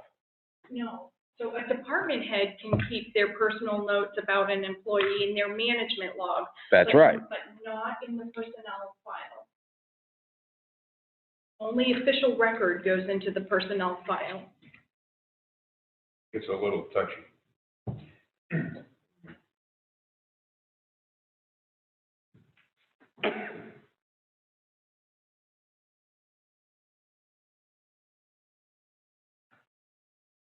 So if someone, let's just say as an example, someone, an employee has a bottle of something in their personnel file, they are allowed to write something up and it will be attached to the item in the file. That's what you're talking about. Well, no, I just see a lot of this has disappeared from this one. That says, you know, like the finance officer shall maintain a certain record. It's not in the new one. The finance office does keep certain personnel records, like payroll, for instance. That's right, that's in here under Appendix B. And they also have It's it. not in the new one. No, it is, it's in the new one. Finance officer still will be allowed to have whole personnel files in there according to pay grade, pay increases, sick time, vacation time, insurances and all that. That's, we have it be another section of the personnel policy, where this one here, the one Liz is talking about, is when you're hired, all your qualifications, anything that is in there, any disciplinary actions that come through would be put in that one. 3.2.13. I can't find it in this one, but it's in this one, and that's what I'm saying. You're saying it's down in some other section. Well, here's the appendixes to the old one, and we're Only granted to certain employees authorized by the town administrator, such as the finance personnel file is required to remain under supervision of the authorized employee while viewing the file. Get to the other part of it here.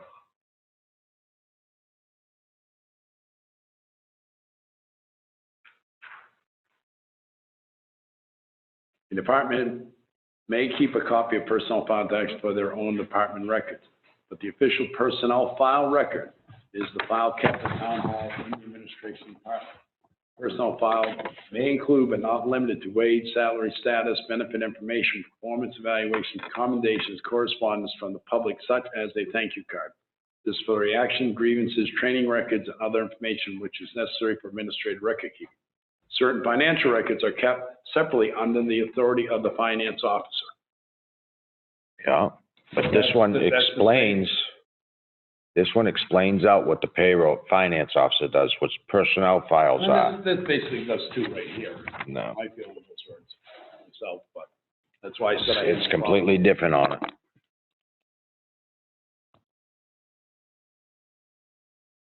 There was a motion.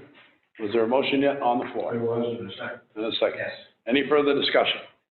I'll poll the board. Virgil? No. Paul? Yes. Bill? Yes. Bob? Yes. Yes. 4, 1 against. 4 yeses and 1 no. Okay, moving on is to Harmony Park wall discussion. There's been plenty of discussion around town on this wall, and I think just the members themselves. Project is on hold right now. It hasn't restarted. So I asked Liz to put this on the agenda tonight before GMI shows up and finishes the project, and then we say, oh, we didn't want that. So I'm going to open up the floor to you gentlemen at this time for discussion. Paul.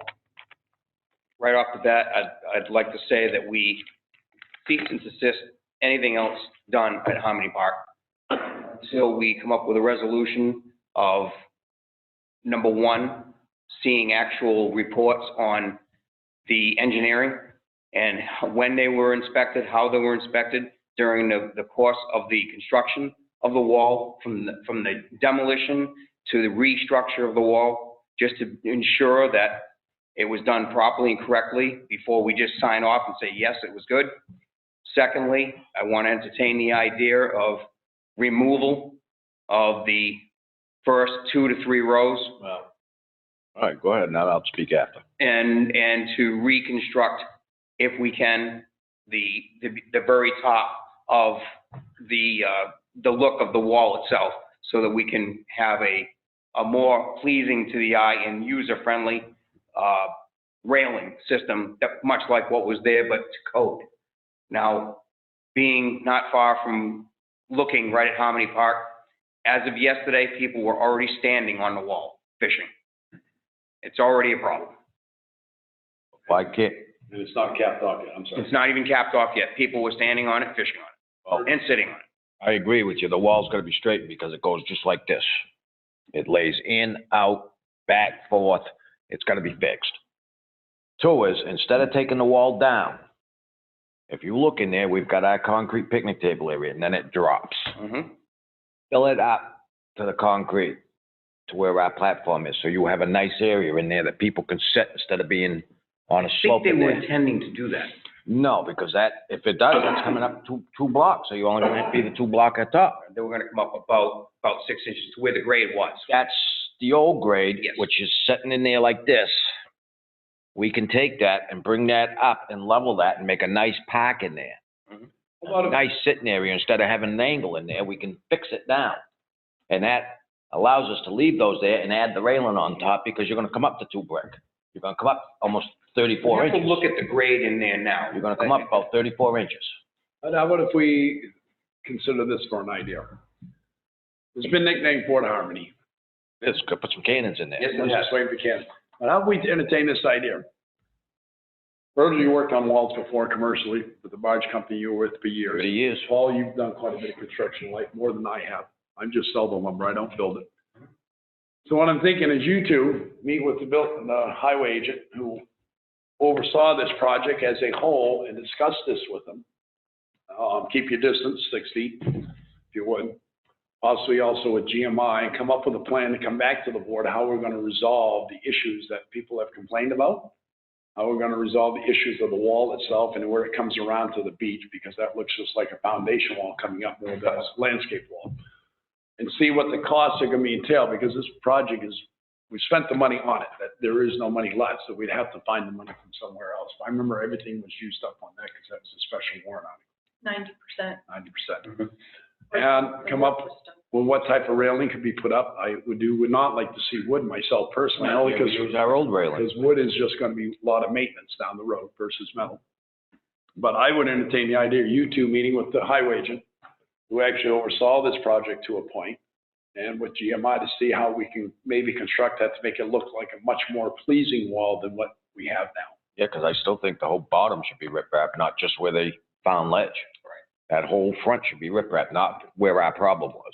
I've taken pictures of when, and Virgil was down there as well. We walked around. I've taken a few Walked all pictures through it. when the water level was low. And I just went through it again the other And day. I looked in some of my pictures, and some of the material was coming through the blocking. Yep. Especially in the corner where you're talking about the walkway to come up into the concrete part. Right at the very base of that, it looks like the material was coming through in between. And I said that. Yeah, But I have pictures of it. But it also, those blocks are meant to be butted. Now, they're telling us they leave a gap for water to go through. Well, why the hell are we putting drainage behind the wall if we're leaving gaps for the water to go out? It doesn't make sense. Well, the problem with water going up, breezes in the wintertime, it's just gonna push your blocks up, I would think. But That's eventually- what your stone and drainage is for. But they put the stone, filter cloth in, and then they filled it with material that it should have been stoned right up. Okay. So how do you other two gentlemen feel about my I proposal? agree that, these two guys should be looking at it with Ken. Bob, how do you feel? I spent- It sounds good. You'll be interested in it too? Well, good. I spent 30 years out there on a barge, Bob. Yeah, well, yeah. I'm not saying anything. No, I know. What I am saying is, I personally don't think the wall is built right. No. It doesn't look. I think it's time for us to maybe consult with an engineering firm to inspect this job. And this thing is gonna be a part of Alton Bay for years. This isn't a temporary thing, it's permanent.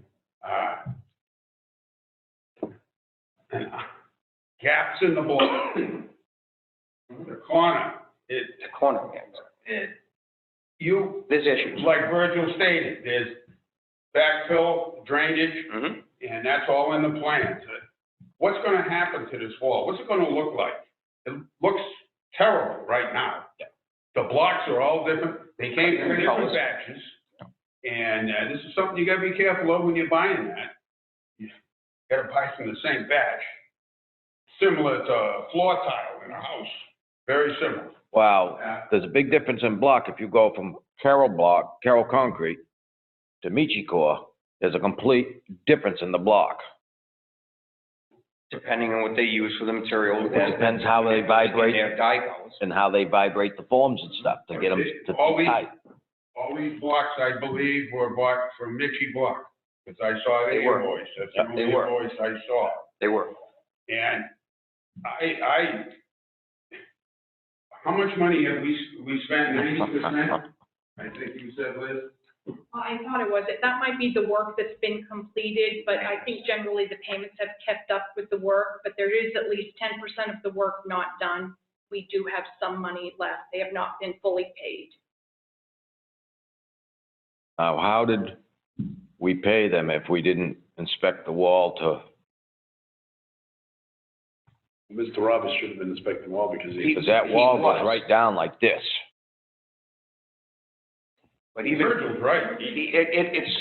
I've taken pictures of it, I've looked at it, and we both went and looked at it.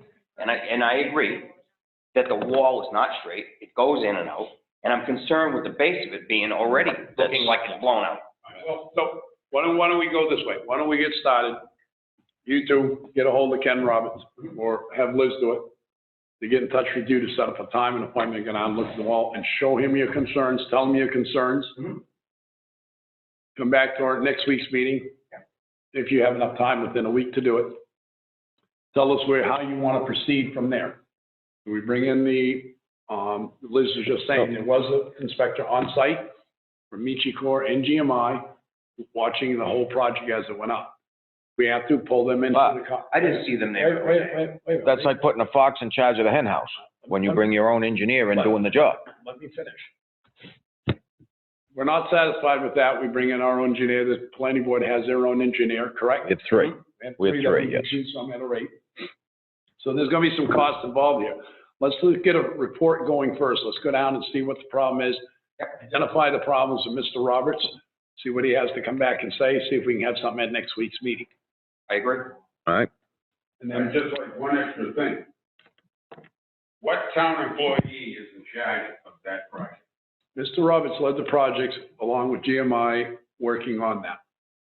The Roberts is Yes. in charge of that If you project. remember back, I said it right. And the Parks and Rec Because director. I was told it was Parks and Rec at one time. It was the Parks and Rec Originally. originally, warrant article. And Mr. Roberts helped Parks and Rec on it because he has more experience with the blocks. So it was stated at our meeting, if I remember my meeting correctly, that's why he got involved, because he knew more about it. That's why he's helped Parks and Rec on a lot of their project, because of his knowledge he has. Part of this problem is what I said right in the beginning. Instead of hiring a barge company, people that work with water and everything, we hire a paving company to do the work on the water. It should have been one of Pasaki, somebody that deals in this stuff and works in water, because it's a complete different animal. Although that company did change, they bought out another company, Edmonds Construction, I believe. Yeah, that's still no water works. They had nothing to do. Edmonds did a lot of road work, paving. All right, so let's start there. We can go back and say what we should have done and what we shouldn't have done. Let's go forward and let's make sure it gets done and done right, so we don't have a problem with it. You two agreeable with doing that? Yes, Yep. I can print out Absolutely. the pictures that I've taken, Okay, print them out Absolutely. and take them with me. I actually wouldn't mind a site walk all five of us. okay. Can you also maybe possibly talk to Jessica about contacting our engineer about it?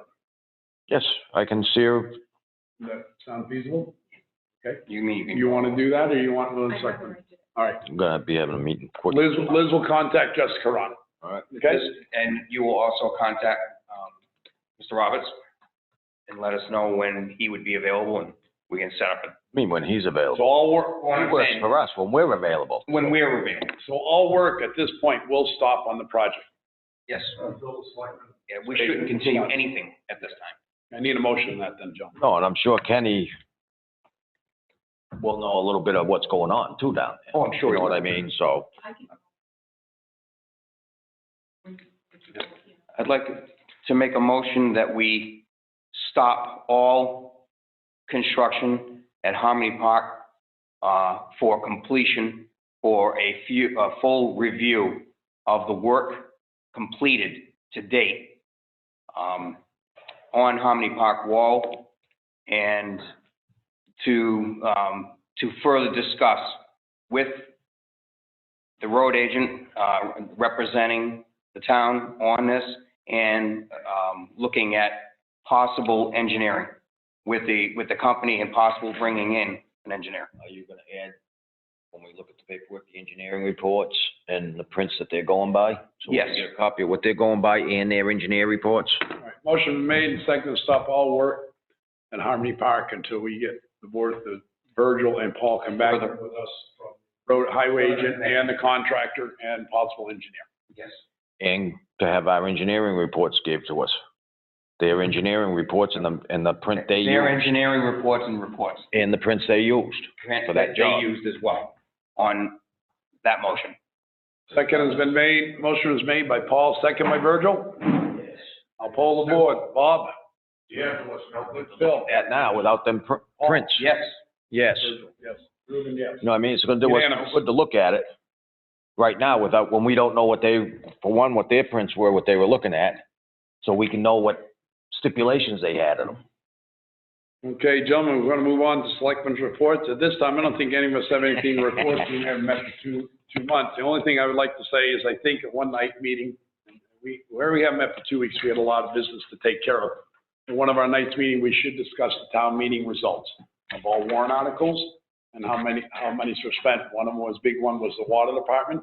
We merged a few of the capital reserves together to an account. We have to figure out how that goes now. There was other warrant articles that passed. We have to move on with that. But I think a discussion of the town meeting should be done. That would be my only selectmen's report that I have for you tonight. Can I change my selectmen's report? Sure. Because these here, this is ran off 4/6, Yes, sir. and our budgets are showing zeros. Percentage left is zeros on everything. I went through this last year. You looking at the revenue report? I'm looking at anticipated revenues. Yeah, anticipated revenues. Your budget reports, though, showing full numbers. Percentage left. Right, they do.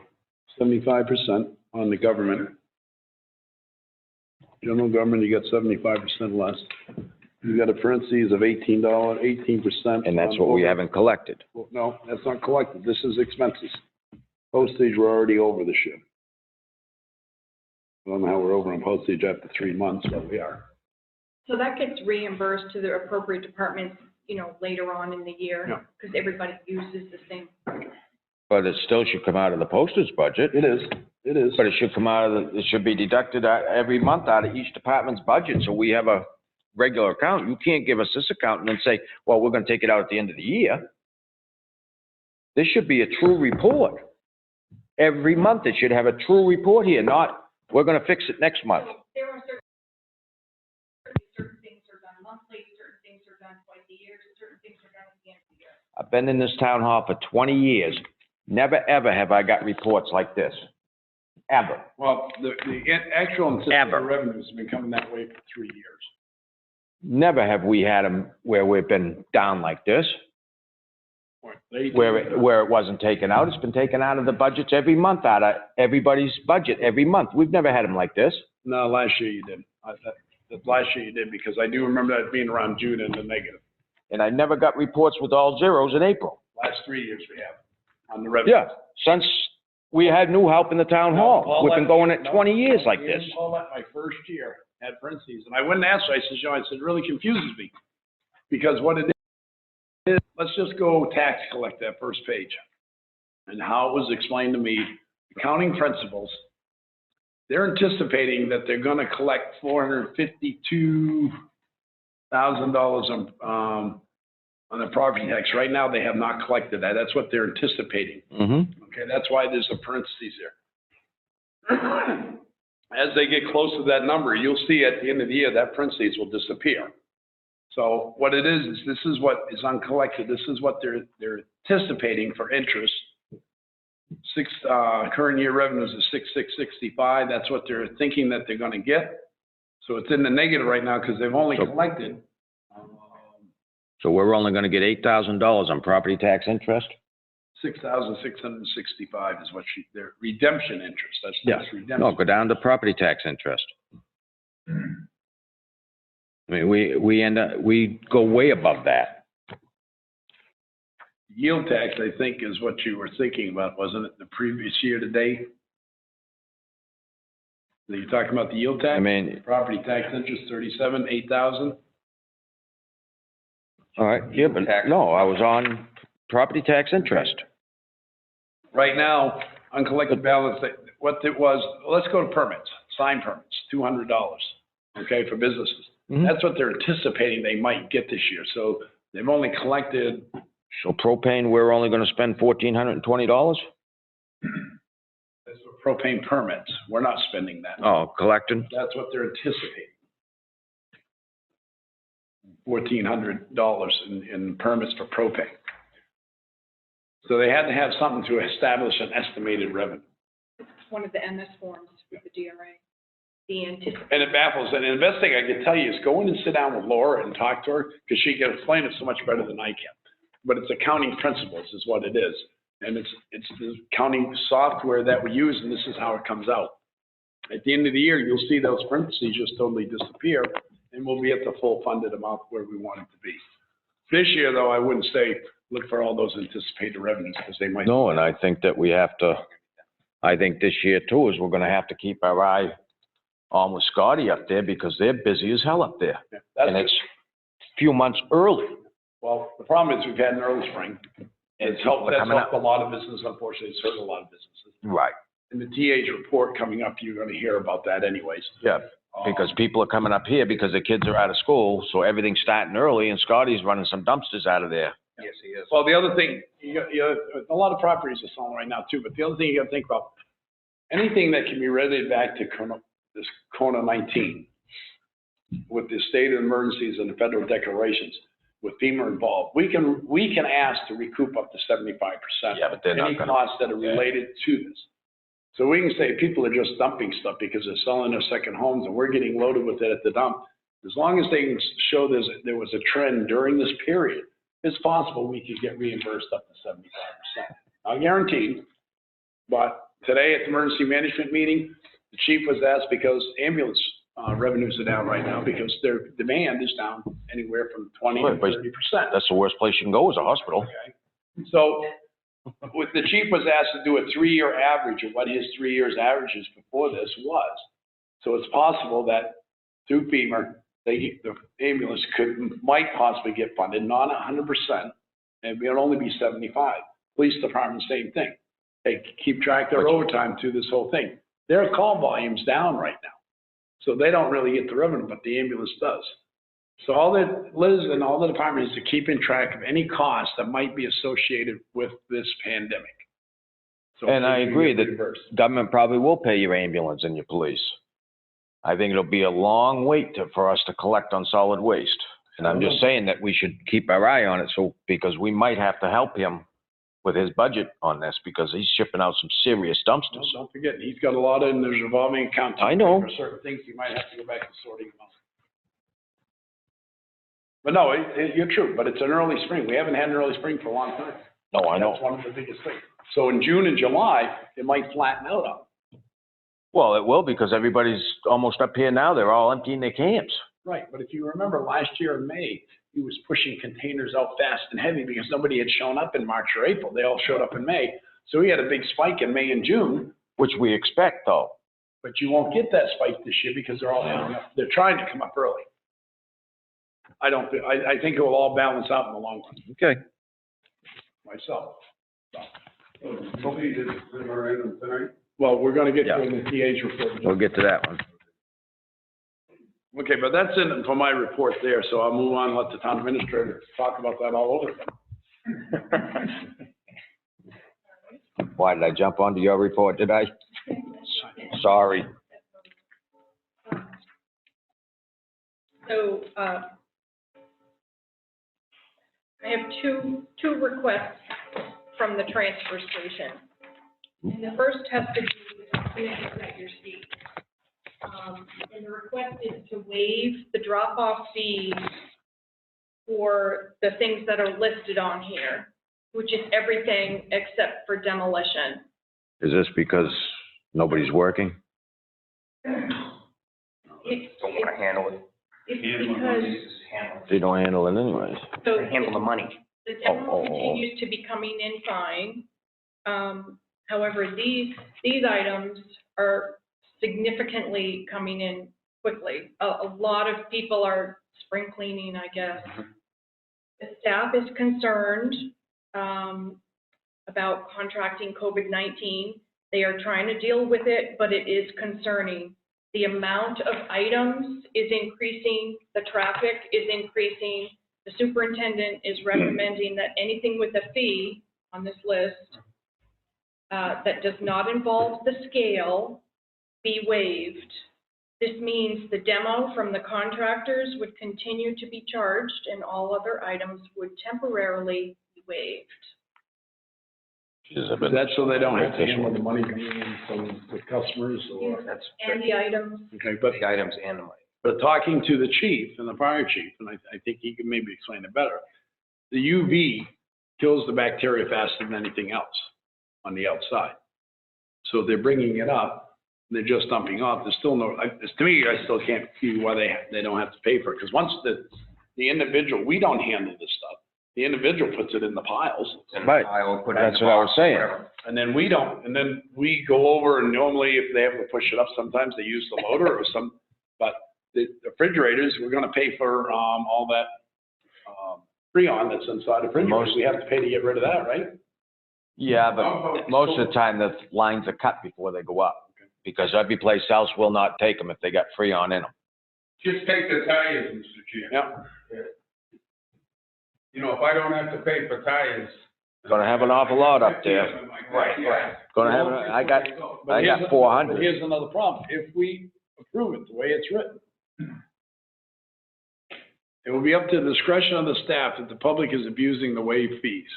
I don't like that. Oh, no. And I think the town could run in trouble with that, myself. Why, you think they go after somebody, not the I other? don't think the staff should say, well, you brought in 10 today, comes in 10 tomorrow, but the next guy brought only 5 and he brought 3 more back the next day. Well, you can't bring it. I don't like that. It's just too flimsy. That's when you gotta have faith in your staff. This could be taken care of pretty easily if everyone has a running slip and build. Everybody comes in, I got 5 tires, it gets written down. They get a slip with a copy and they pay it directly to the That's what town. we're Mail doing it in now. a check. Well, Why don't we just do that? Social distancing, and it's becoming very difficult with a lot of these vehicles that are coming into the state Yep. and opening up their homes, and it's not possible to maintain a minimum of a 6-foot distance with the social distancing. Well, if they drop these off, they put them in their designated locations, they drop it, nobody has to handle it, the customer puts it in there. The only thing that they need is to fill out, even if they left out, fill out how many they've dropped off. That gets turned in. Within, Let me ask you something. they're still doing it with the scales. Is this worth having Scotty The come in scales next are still meeting? checked. Yes. Is this worth having Scotty come in next? Right, I know, I've done it. But I still went up there and paid it by check. I think it is more basically to the point that the employees do not want to have contact with anybody going in. I don't blame them. The place is a madhouse up there. Well, I don't blame them, but But that's, to Bob's interest is, yeah, people start bringing up 50 tires, propane tanks and say, have a whole backyard full of propane tanks. Start bringing them all up there and dumping them off, now what? the reason we charge for the propane tank is because the valve's still in them. Right. If the valves weren't in them, we wouldn't be charging for it because we recycle. What's gonna happen is we're gonna start seeing the stuff on the side of the roads.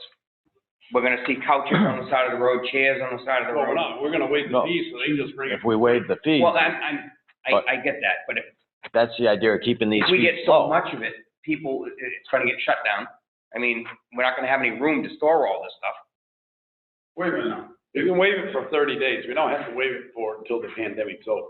Guess I'm hauling tires for the next week. With a TV now. or I'm hauling tires for the or next- tires, they go to the scale, right? I They don't want don't to, even have to get out of the Gotta get vehicle, rid of them. right? And I got a refrigerator. Okay, that's $15. He can come up to the scale house, up the steps, and But that's, no, because steps have been closed off. Steps have been closed off. that's what they're trying not to do. yeah, what I'm saying is you should close that door. You know, you put in a plastic thing like the cashiers have at the register, at the supermarket. But the problem you got, Supermarket. but the problem you got is you've got such a variety of people coming in there from New York right now, New Jersey, Massachusetts. But aren't they supposed to be quarantining themselves for 14 days? It ain't working that way. They're supposed to be in their home state. It's not But working if that they way. do come to this state, they're supposed to self-quarantine for 14 They're days. supposed to be. They're not. How do you do it in your storeroom? Well, unfortunately, me and Liz had this conversation about Yeah. leaving my store. And you got no choice. And we had it at the emergency management meeting, because I had said to everybody, and she can back me up on it, said last Friday, if anybody has a concern about me, Yep. where I am involved with the public so much, if they have a concern about me coming in town hall, let me know, and I will stay out and I will listen in on Said that. that when we were out front. The only problem is, if I have to do that, you'll hang me up because I'll start snoring, because this meeting will get too damn boring. So let's not hang up on this thing here. The reason is 90%, I'm sure, they don't want to deal with money from the taxpayers. That's it. It's not because they're bringing it in, because we Just push too our own busy. refrigerators off. Well, Right. it's not even that. We push our own refrigerators off. We push our own propane tanks off when we get there with our vehicles. They don't touch a damn thing. For language. Basically, it's all about the money. They don't want to touch the money from. So many people, they don't So know. Liz, to answer your question there, I mean, yes, I go up there, and if I go on a scale, I had a tab, and at the end of the week, I went down there, so where's my tab? $39, I paid a check right there. I just passed it through the window. But it's So still touching that check. That's what the word is, bacteria being on the check. It's the payment transaction. Well, I understand that. Is the issue. Yeah. I understand that. So I'm recommending that the Board of Selectmen, then hearing all of this, temporarily waive the fees for these items for 30 days.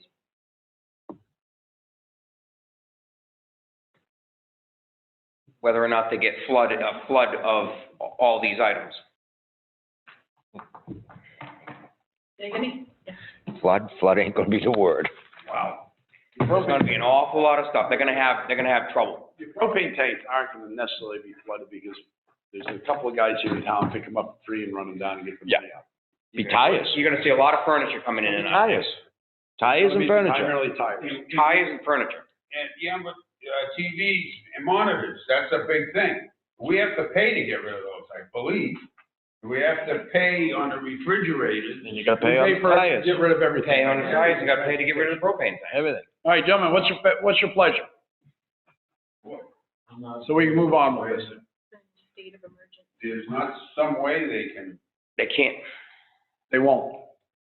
It's going to get to a point they won't. We don't want them, they can't close down. Do what They Liz said. can't close. Try it 30 We can't days. do that. That's against the law. Let's Health do, law, we have to maintain and stay open. let's do what Liz says and try it for 30 days, see what Let's do happens. this. Let's do it. Let Mr. Simons give us a limit what somebody's allowed to bring in at a certain point. And will they keep it? Because what it is right now, I mean, tires, like, tons and tons of tires. So let's say no more than 10 tons. What are you gonna say, 5 tires? Come on, 10 tires? what a truckload. No, be serious. I am. How many tires you gonna, Has tires he wants to get rid of. how many tires you gonna allow per week? You know what? I can bring this back next Monday. Please. Thank you. Okay, Please do, and talk, with some limits. Yeah. yes, it definitely needs to have limits on it. For a waiver for 30 days. Otherwise, they got some big loads. Well, you don't wanna try it for 30 days? With limits on every one of them, no more than 5 tires, Should 4 we- propane tanks. But shouldn't we keep track of how many TVs are coming in Yes. for free? That's what I'm We will saying. do that anyways for all of these items, because there's a possibility we could be reimbursed by FEMA up to 75%. Okay. He's already doing So- this with cardboard. The cardboard has, Wait a minute. So if we waive these, we can be reimbursed? We could be. could be. Doesn't mean we're going to be. We could file with FEMA. I It's doubt, a loss. I doubt they'll do anything with solid waste, but I'm sure they will, because it's gonna be a major problem throughout the country. That's pretty concrete right there. It's gonna be a major problem. That's a definite loss. All right, so we'll bring it back next week with limits. Yes. Okay. Next item has to do with the transfer station plastic recycling. Currently, we pay $125 per ton to get rid of it. Yep. We do approximately 3.5 tons per load. Last year, we did 56 tons at $125 per ton. People are already throwing a lot of plastic into the regular garbage. The superintendent is recommending the plastic recycling be temporarily suspended and thrown into the regular trash. Already doing Exactly. The cost would be $79.95 a ton.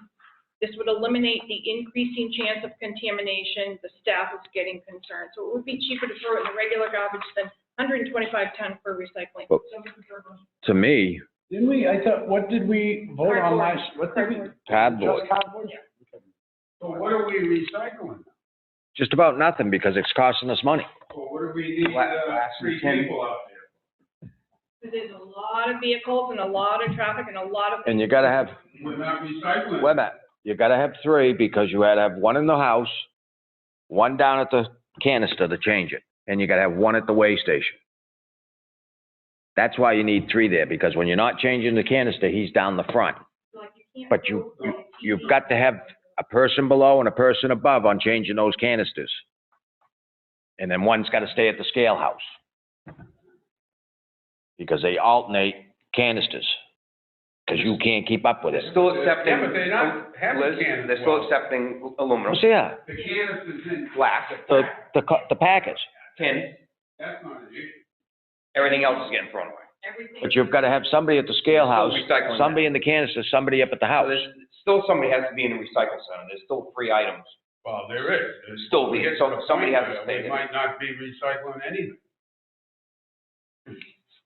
No, Jets, what's your pleasure? Should we waive the plastic recycling right now? yes, Do I have a motion? if we can save money by doing it, 79 to 125, why not? I'll second. No. It's 125 to get rid of a ton. It's 79 to get rid of it in the dumpster. We're paying for it. Okay. So it's cheaper to just throw it in the Cheaper can, to throw it away. Yeah. That's what the- especially with the stipulations that he said it's a .05 mix. Once it's at that mix, you're paying. And that's a pretty hard, small number to try to keep clean, .05.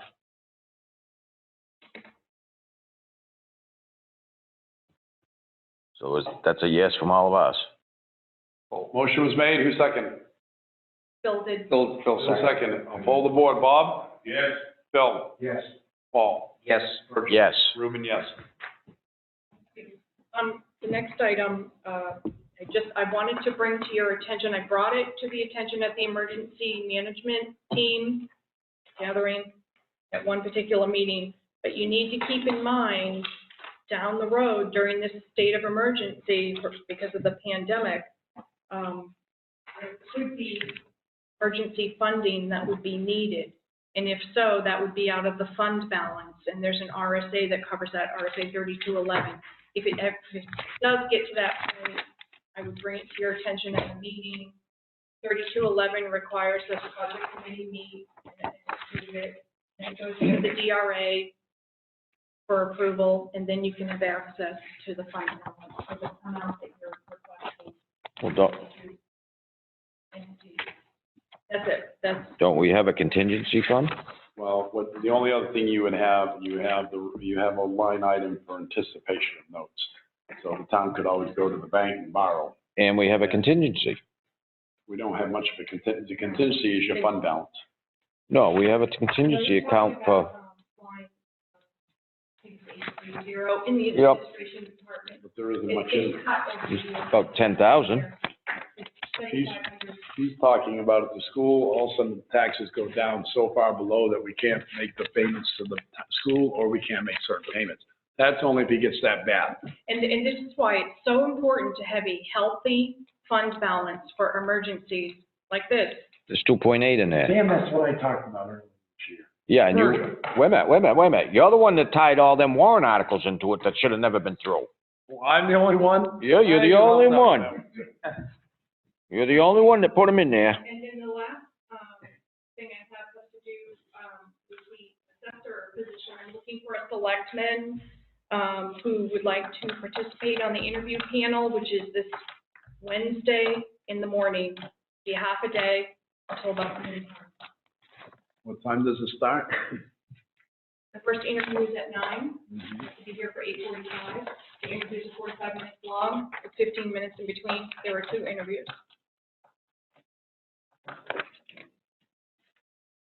I participated in the last one with Which one was that? Which one was that? Laura Parker. Oh, yeah. Actually, I did two of them. Really? I didn't even know that. I thought Sydney did all of them. Oh, How'd you sneak in on that one, buddy? Cindy sucked him in. He was the green guy last year.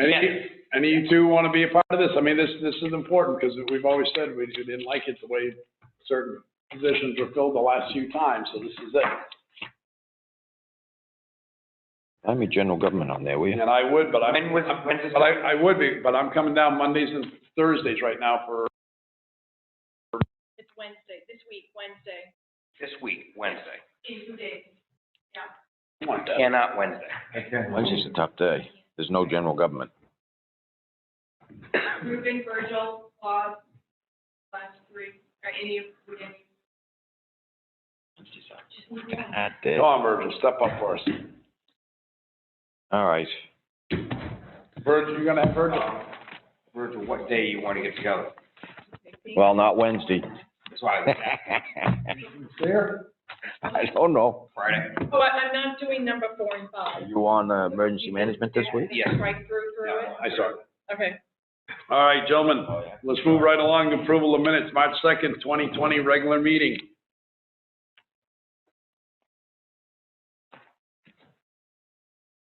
Oh, Y'all have a lot of signing to do tonight. second. What'd you say, March 2nd or March 20th? March 20th. March 2nd, excuse me, Okay. 2020. All right. Make a motion, we approve the March 2nd minutes. Motion made, second by Virgil, second by Phil. I'll poll the board. Bob, you abstaining? Abstain. Phil? Yes. Paul? Yes. Virgil? Yes. Ruben, yes. March 2nd, non-public. Trying to find here, and I can't seem to. Yes, sir. Yes, ma'am. So on these non-public session minutes, a motion was previously made to not divulge the minutes except for item number 1. When was this motion made? At the meeting. So I'm recommending Is she that actually- remain as is, so that number 1 What page? to be released. Do we have to leave I'm it still trying to find them. that night? Not really, because the motion would stand as is. So basically, you need a motion to approve session minutes as it stands that night. Oh, you could add and Divulge number 1, keep number 2 and 3. 2, 3, 4, and 5. Yeah, Those minutes are sealed.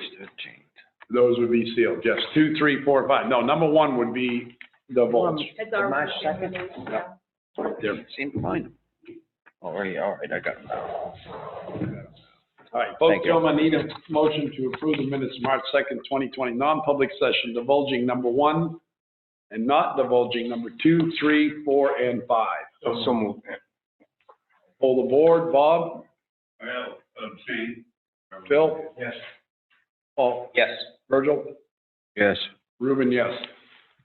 4 yeas, 1 abstention. March 13th, 2020, non-public. Yes, ma'am. Liz, well, we're not done with number 3. We're gonna divulge that? No, number 3 would She be, said number 1, not to divulge. No, I said divulge number 1, not to divulge Oh, number 2, not- 3, 4. not- Okay, all right. I had it backwards, okay. yeah, on the March 13th minute, Yes, ma'am. Mm-hmm. there was a motion previously made to not divulge this entire set. I recommend that you leave it not divulged, leave it as is, let that motion stand.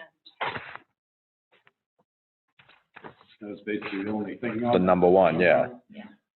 Need a motion to, not to divulge March 13th, 2020, non-public session minutes, item number 1, the only item on the non-public session. So moved.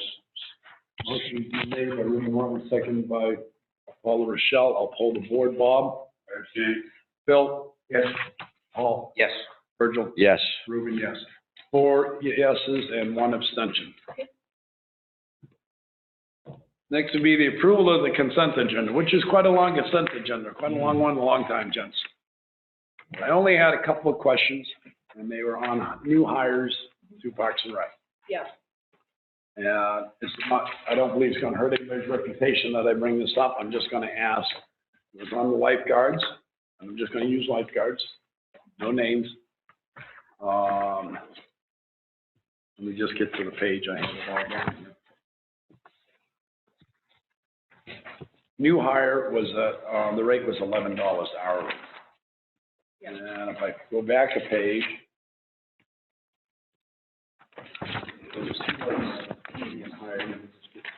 No, there's only one, and then there's a seasonal labor, I can only find one in the labor. cemetery. Okay. There was one that was marked down as full-time. A new full-time? That was in our paperwork folder that we signed. So that must have been from a previous meeting. Well, it was in the folder that we signed Full-time. from, But I thought it was a lifeguard. looking here, Ruben. And I There didn't- was a, See counselor, if it's listed in director. here. All listed. There were some previous, hires on a previous consent agenda for the seasonal summer camp people, one or two. And Nope, they're not on here. That's just town employees. I know I seen them in our paperwork. Hey, Liz? Yeah, right there. Lifeguard camp counselor, $12, called full-time. Wouldn't that be more seasonal than anything? Because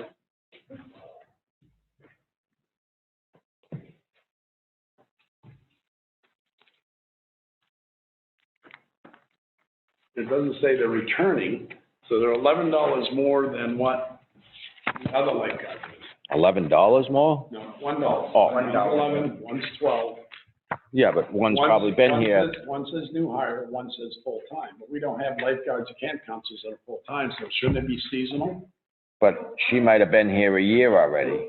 so this form right here is the Application. person's application, and the person was asking for $12 an hour. And one full-time. It's the classification form Okay. you need to, Now, let me ask you something. She's asked for 12. Does it come in front of us like this for seasonal with the rate on it, what we're offering her? right, so, without saying any names, are you looking at the classification form for lifeguard for $11?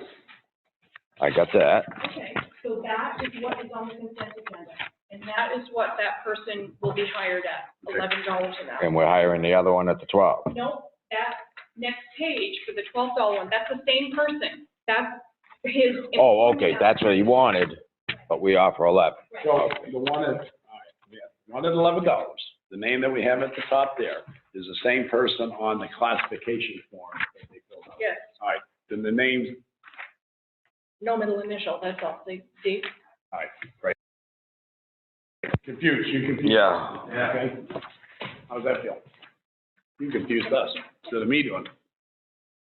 All right, gentlemen, we have the consent agenda. Also on that consent agenda, you'll notice there is the merit pay increases that were approved at town meeting.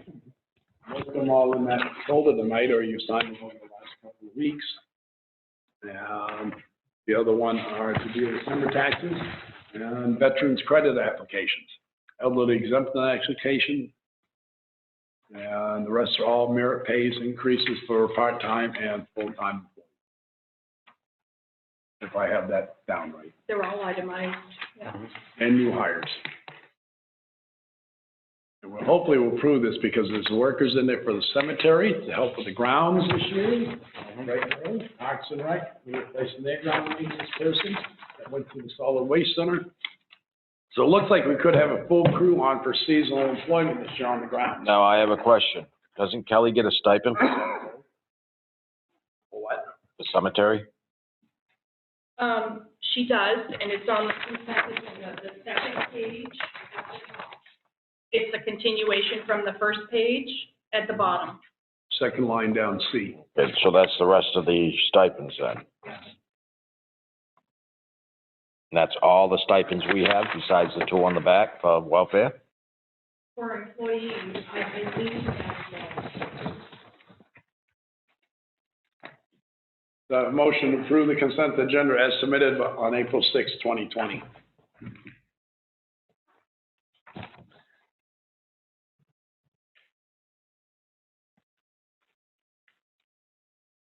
So moved. Second. Motion was moved by Paula Rochelle to approve the consent agenda as submitted on April 6, 2020, second by Bill Whitman. Any discussion? I'll poll the board. Bob? Yes. Bill? Yes. Paul? Yes. Virgil? Yes. Ruben, yes. Unanimous. Liz has said she does not have any non-public for us tonight, and the more we can do with our non-public right now in these times when the public cannot be here to witness this, any non-public would be greatly appreciated. I agree. Next week's agenda coming up, Mr. Roberts, I believe, wants to talk to us about road reconstruction.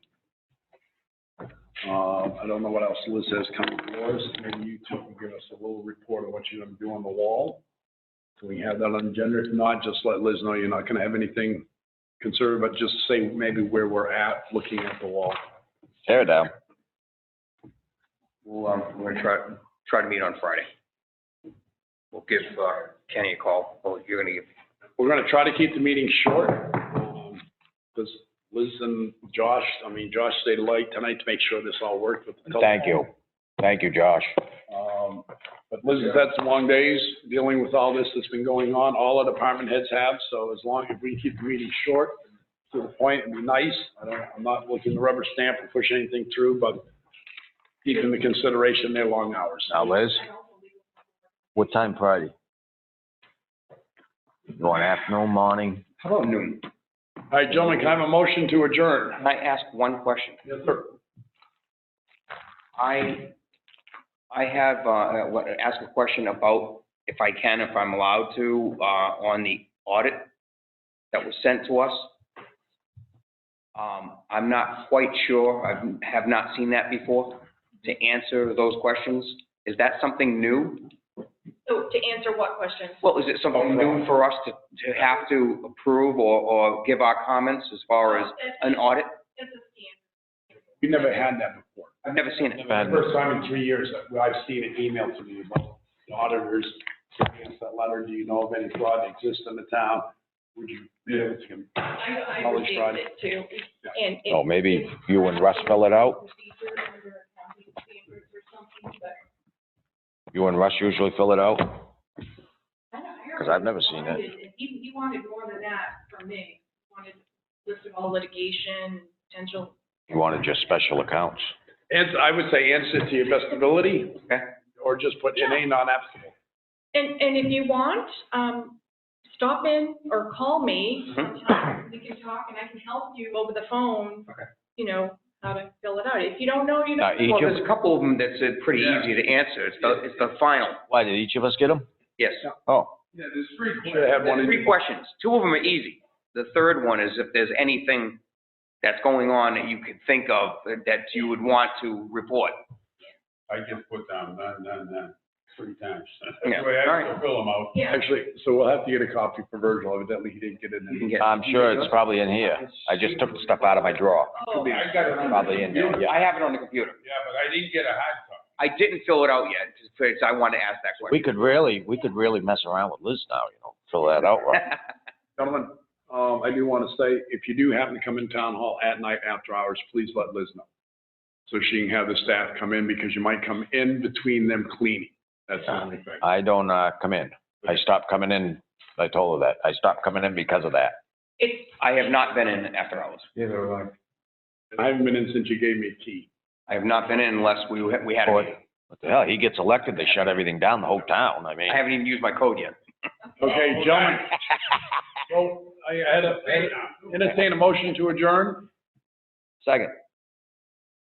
Did you have a motion been made and second? Do we have discussion? Bob, you had your finger up. I'll poll the board. Bob? Yes. Bill? Yes. Paul? Yes. Adjourned. Bill? Thank you, sir, very much for your time.